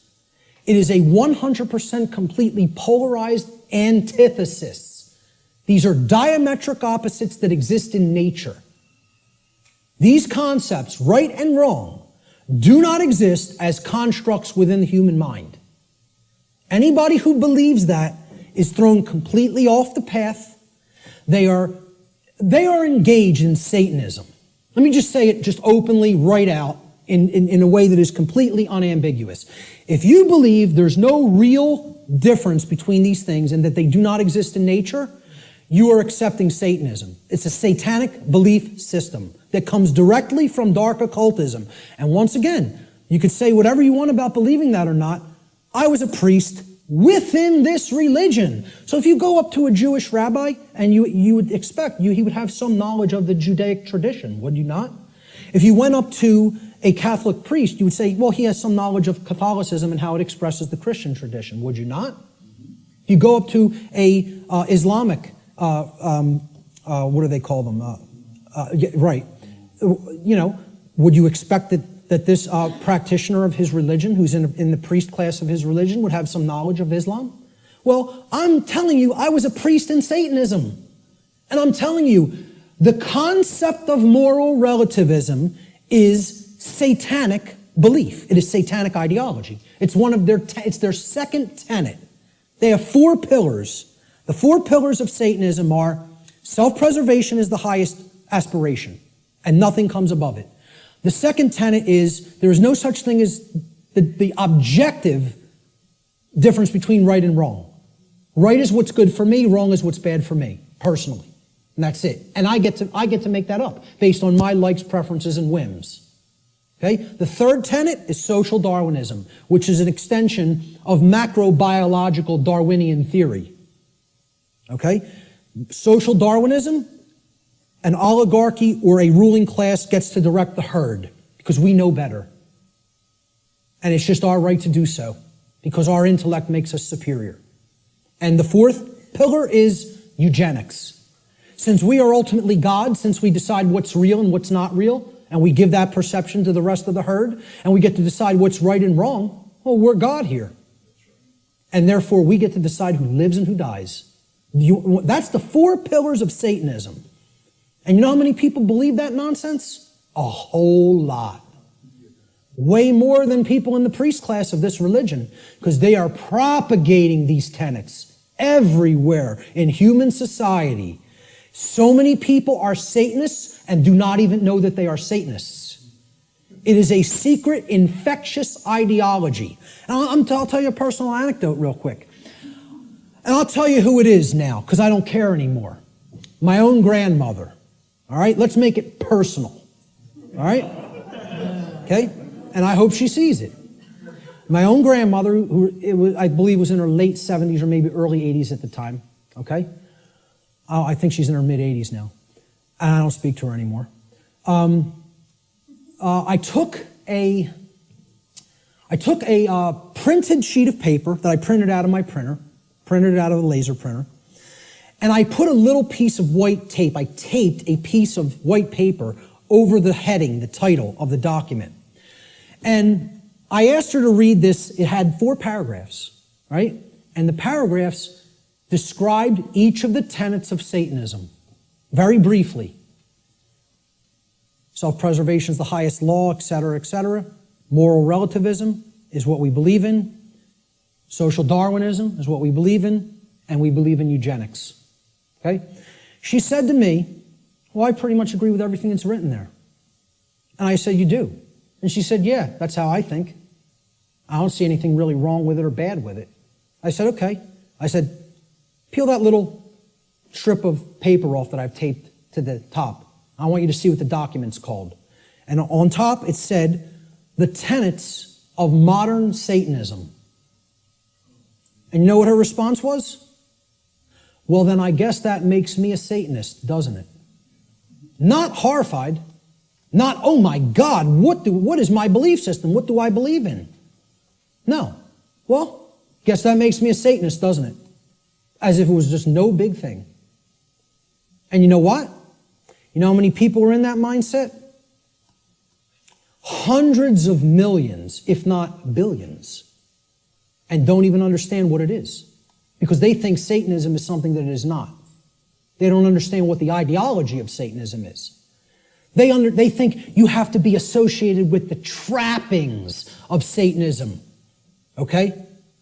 That you have to dress like, as if there's such a thing as dressing like a Satanist. Or you have to have certain things on your walls in your house or in your garage if you're a Satanist. Well, let me tell you something. Satanists are the owners of banks. They own hospitals. They own schools. Okay? Yeah. Certainly that university right across the road.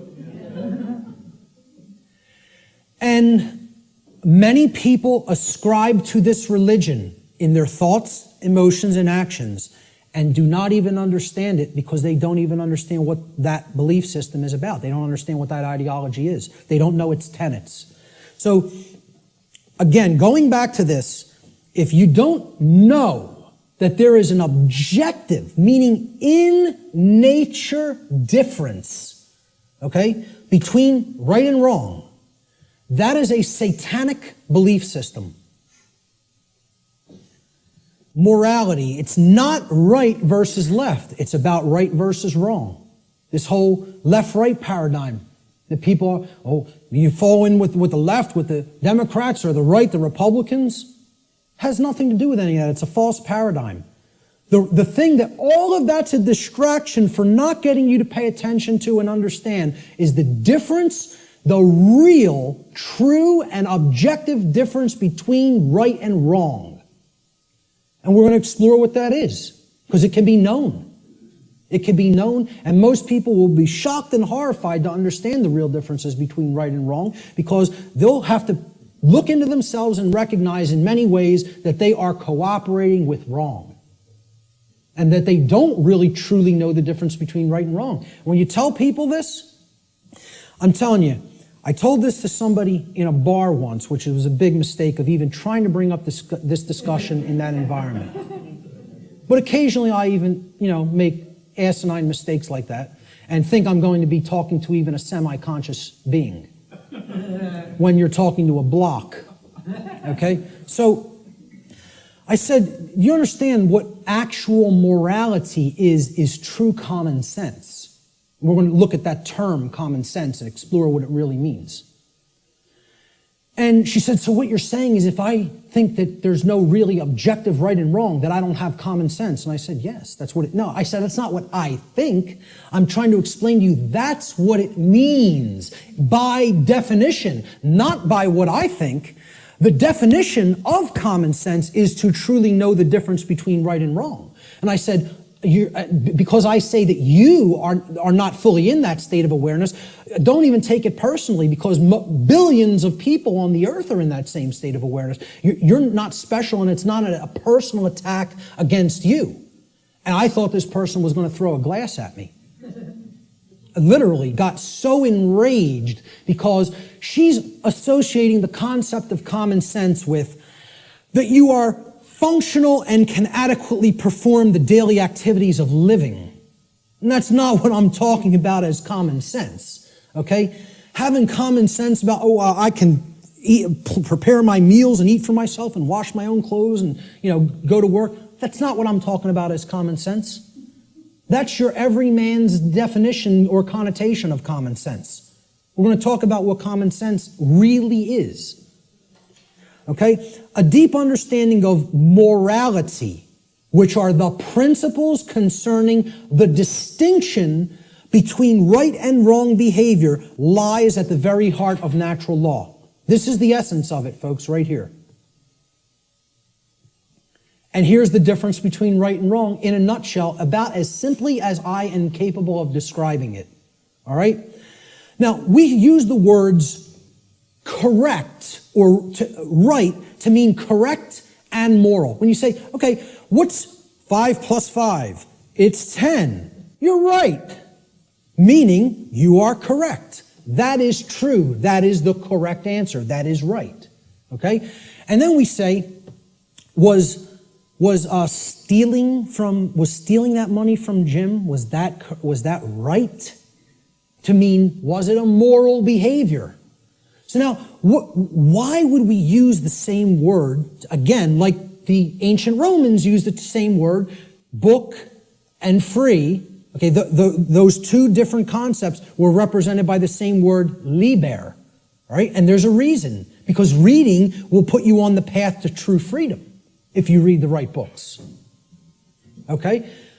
Why would in the English language, we have other words to mean the same concepts, but the word right means two things simultaneously. It means both correct and it means moral. There's a reason, because they mean the same thing. Correct is moral. Correct meaning that it is in alignment with that which is true, means literally by definition, if it is true, then it is moral. The more you are following something that is false, that is not based in truth, the more you are going down the path of immorality, of wrongdoing. So we have to come to know what is true regarding right and wrong if we are going to be able to correctly, with wisdom, choose between these two modalities of behavior. So, right, again, it means both correct which is based in truth, and moral, which means that the action, if taken, if acted upon, is in harmony with natural law. Actions based in it do not result in harm to other sentient beings. That's the definition of right. Now look at how simple that definition is. And think about it for a moment. We're talking about what is a right. Meaning, what do you have a right to do? And what you have a right to do is no different than what I have a right to do.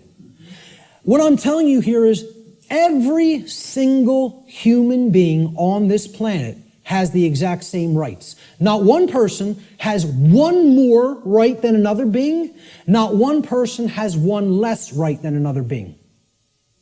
To think that anybody has more or less rights anywhere on the earth at any time in history is a fallacy. It is a lie. It is a deception. It is wrong. It is not correct. It is not based in truth. Rights are universal and the exact same for every human being. Blanket statement, absolute truth. Let the ego chew on it and deal with it. Okay? And again, the ego will have a hard time with this in many cases, with many people. They'll hear that and they'll want to throw a glass at me. So, look at the definition again. A right.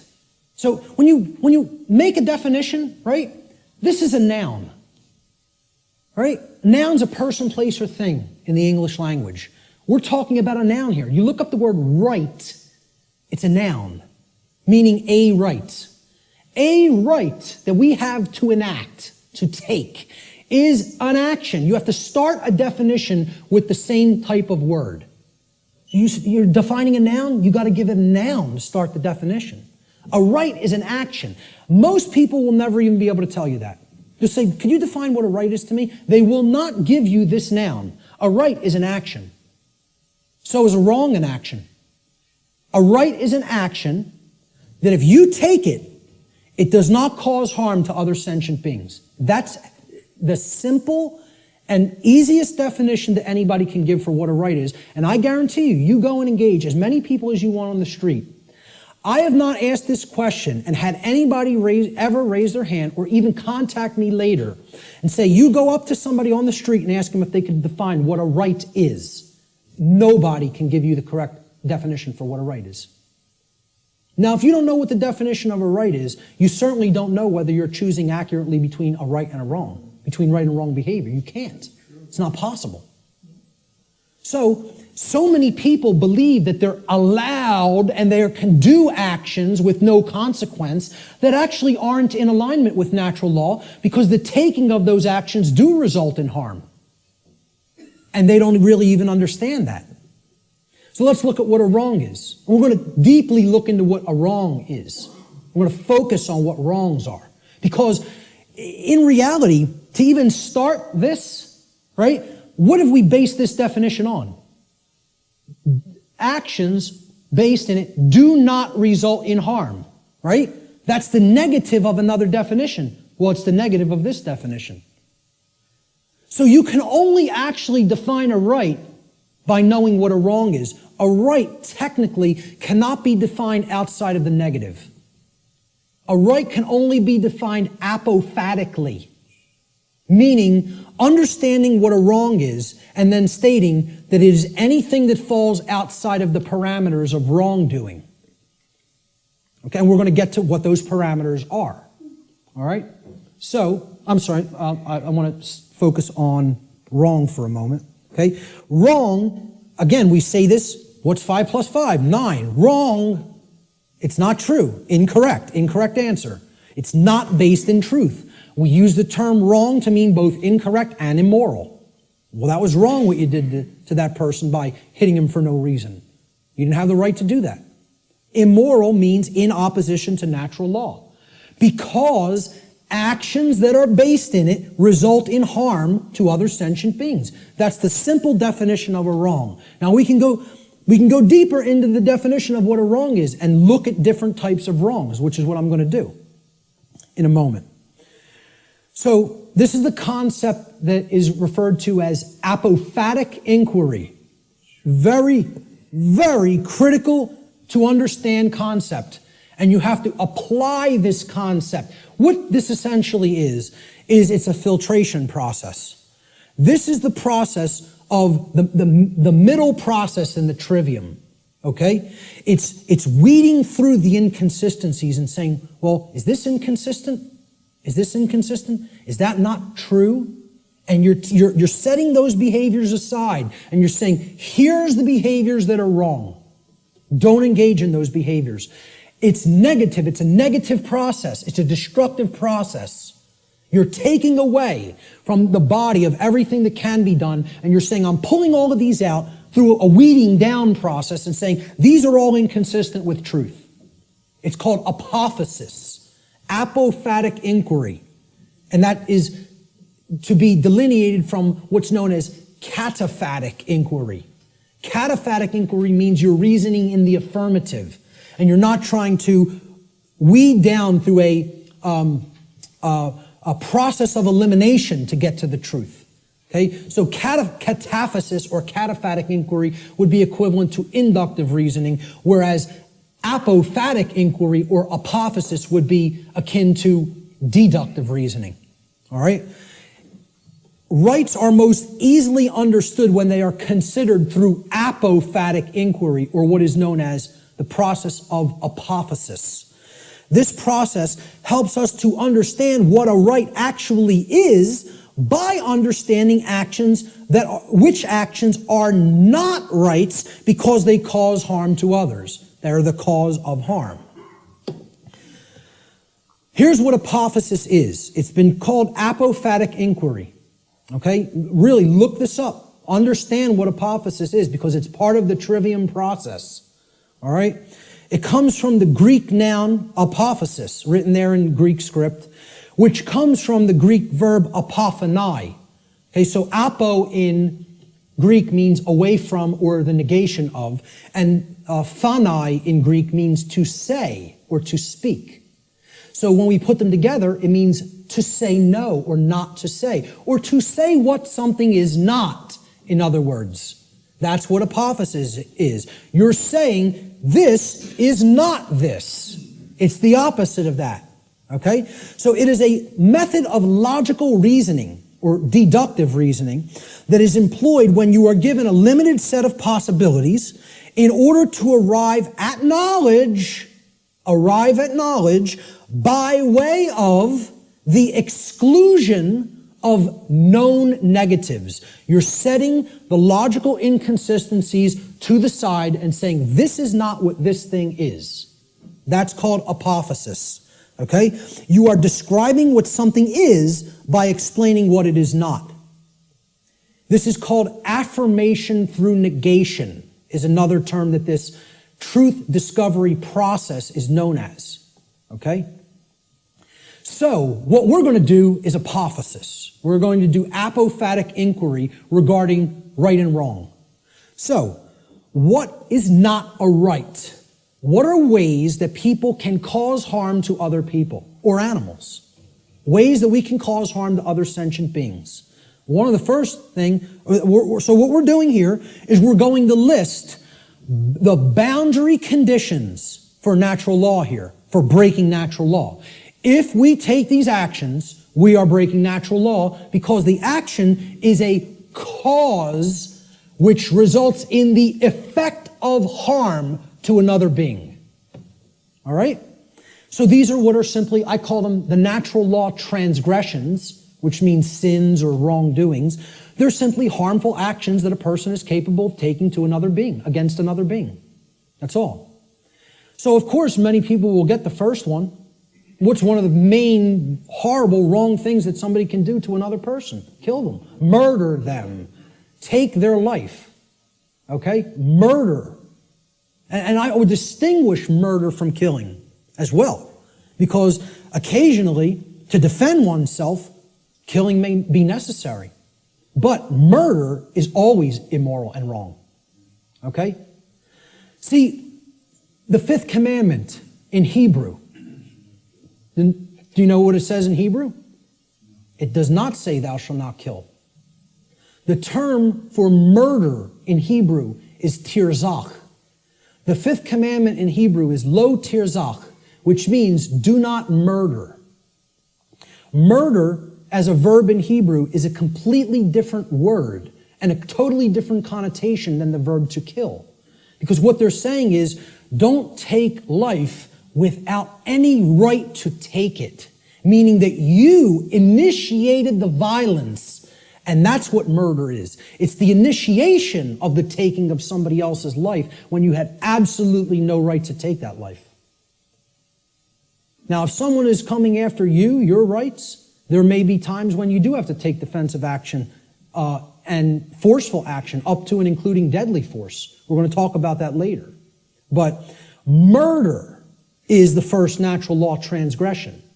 And if you want to go down to a subsection of this transgression, you could list it as a totally separate wrongdoing. I'm keeping it in the same basic category. Assault, meaning you're directly physically accosting without right the well-being, the bodily well-being of another being, is also, it's like, it would be, you could consider it attempted murder. Because assault is something that you do without right. If someone assaults somebody, they have no right to commit assault. Never exists. The right to commit assault does not exist. The right to commit murder does not exist in any circumstance, ever. Blanket statement. The right to defend oneself through physical force exists, and possibly in certain circumstances, the right to kill exists.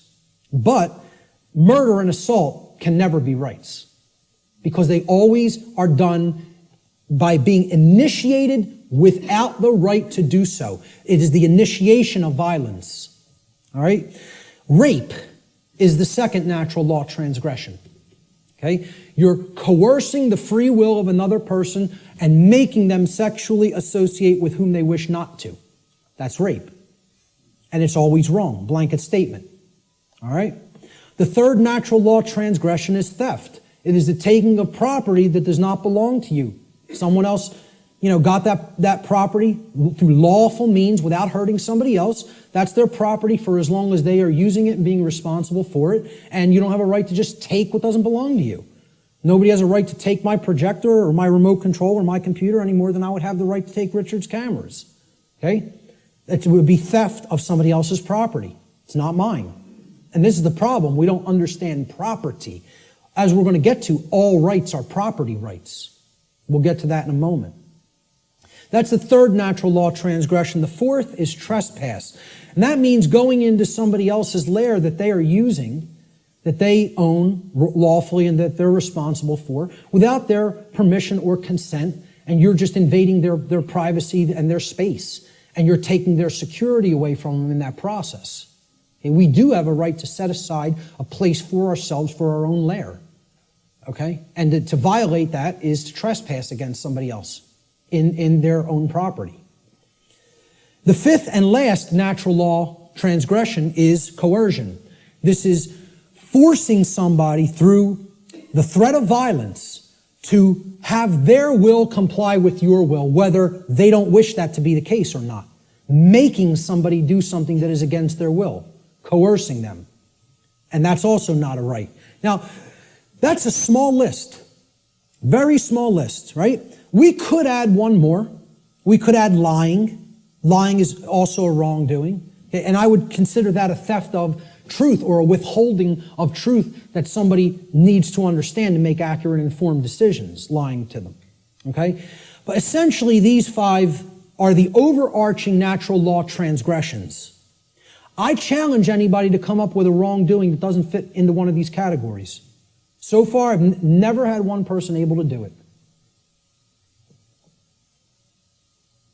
Any wrongdoing, any action that you could think of that doesn't fall into one of these wrongdoings. Yep. I would probably categorize it as pure ignorance, but I would say, hey, maybe you could look at it like that because that's propagating the slavery system indirectly. So, you're actually, you're not doing anything to help anybody else's freedom, certainly. I don't know if I would categorize that as a natural law transgression because, it's giving consent and propping up that system. It's not technically what I would call an action, but it's more of like giving consent. Hey, you could say that is a wrongdoing, I guess, because giving your consent is tacitly saying yes to control, and that's ultimately affecting everybody else's freedom negatively. So, possibly. But in general, what I would say is, if you could think of an actual physical action that doesn't fall into one of those categories, let me know, because that's a pretty comprehensive list, and it's only like 6 words. So, now, what if I told you I could narrow it down? What if I told you I can get rid of 5 of those words and take it down to 1? Okay? These are the wrongdoings. Let's try to narrow it down, right? Okay? Every harmful action that a human being is capable of taking is a form of theft. Now, many people will hear that for the first time. I've never heard that said. There is no action that you can take that causes harm to another person that is not a form of theft in some form or fashion. I challenge anybody to come up with an action that isn't a form of theft, that is an action that is a wrongdoing that isn't a form of theft. You won't be able to do it. I put that challenge out on my podcast. Say, email me if you know. No, not one person. The only one person challenged it and tried to say lying. I say, okay, that's really taking the truth from somebody, thieving truth. And whether you want to look at it as you're simply dissuading them from looking at the truth too, deceiving them, or not offering correct information, still you're taking away their ability to make correct judgments based on the availability of information. So it is a form of theft. Some form of property. Now look at that word. Property. Proper, meaning right, is always being stolen when a wrongdoing is committed. All rights are property rights. All wrongs are theft of property. Once again, I challenge anybody. It's an open challenge. If you can find me a right that is not a property right, or a wrong that is not the theft of some form of property, please do it. Please let me know. Okay? Life is a form of property. So taking life you had no right to take, murder, is stealing property that wasn't your own, because that was that person's life, possessive. They own it. And I didn't have a right to just go and take it for no reason. Rights are a form of property, meaning actions that you may do because they are in harmony with natural law and do not cause harm to others. I don't have a right to stop you from taking. If you're not harming somebody else, nobody has a right to stop you from taking an action. You may perform any action which does not directly result in harm to somebody else. Okay? Rights are a form of property. Freedom is a form of property. Somebody doesn't have a right to take somebody else's freedom and hold them against their will just because they don't like what they're doing. They have a distaste for what they're doing. Or they want them to comply with their behavior, with their commands. Okay? They want them to make their behavior comply with commands that they're being given. So, if you really break it down, let's look at the wrongdoings once again. Murder. Is that not the taking of somebody else's life? Assault is the taking of their right to remain unharmed in their person. You're taking their health if you assault them, right? Their homeostasis in their body is being put under assault. And that's robbery. That's somebody taking something that isn't theirs to take. Rape. You're taking somebody else's free will to sexually associate with whom they choose to sexually associate. And therefore that's a property theft. Because that's their property, their free will. Theft itself says it right there. You're taking physical possessions that aren't yours to take from somebody else. Stealing. Trespass. You are taking someone's security in their own lair, as we talked about, which you don't have a right to take. That's also their property. Coercion. What are you taking? Somebody else's free will, which isn't yours to take. That's a gift from the Creator, which belongs to each individual. And if somebody's coercing somebody by telling them, you must do this because I said so, and if you don't do this, I will come and do some form of harm to you, that's not a right. That's a wrongdoing, coercion. And it's a form of theft. Yeah, exactly. Sure. You must buy this. Imagine this. Great. We're going to take 5 more minutes and then we're going to take an hour and 15-minute break. So all of these things are forms of wrongdoing, and they're all ultimately one wrongdoing in different forms. They are all theft, every one of them. There is only one wrongdoing. There's only one way anybody can wrong anybody else. Stealing. That's it. Every form of wrongdoing is a form of theft against another being and their property. A living being or their property must have been harmed in order for a violation of natural law or wrongdoing to have taken place. Any action which does not cause such harm is a right. There's the apophatic definition of a right. Through understanding what a wrongdoing is. And I'm telling you, billions of people, not millions, not hundreds of millions, billions of people on this planet do not know this. Could not tell you this. Because this is it. This is it, folks, right here. This is the crux of natural law. What is a right? What is a wrong? And I couldn't sleep last night. After we got home, I never had problems sleeping. Ever. Ever. I'm just going to tell you this before we break. I was laying in bed last night before I went to sleep for the night. Could not sleep because all I was thinking of is how preposterous. I told this to some people at lunch. I'm just sitting there thinking about how preposterous and ridiculous it is for me to even ever have to utter any of this. The fact that this is not 100% pure common sense knowledge on the earth is so abominably preposterous to me that all I was sitting there thinking is, how could I be going out and explaining this to people? This is what I must do? Me, though. It was almost like schizophrenic in a way. Because I was just thinking, I was waking up and then falling back to sleep and waking up thinking, where am I? Why am I here? And I'm the person who's coming out and doing this. And it's just so absurd and ridiculous to me. Some punk from South Philadelphia taking in the knowledge of the mystery traditions and teaching them to people. Me. It's the most ridiculous thing. I can't even imagine it, you know? I still can't. I can't imagine that it's necessary, you know? That's the position that our society is in. It's so profoundly sad that I can't believe it. And unless we deeply start to understand this and propagate this knowledge to other people, things are going to get worse and worse and worse and worse. And there's no reason for it. There's no reason to go down that path.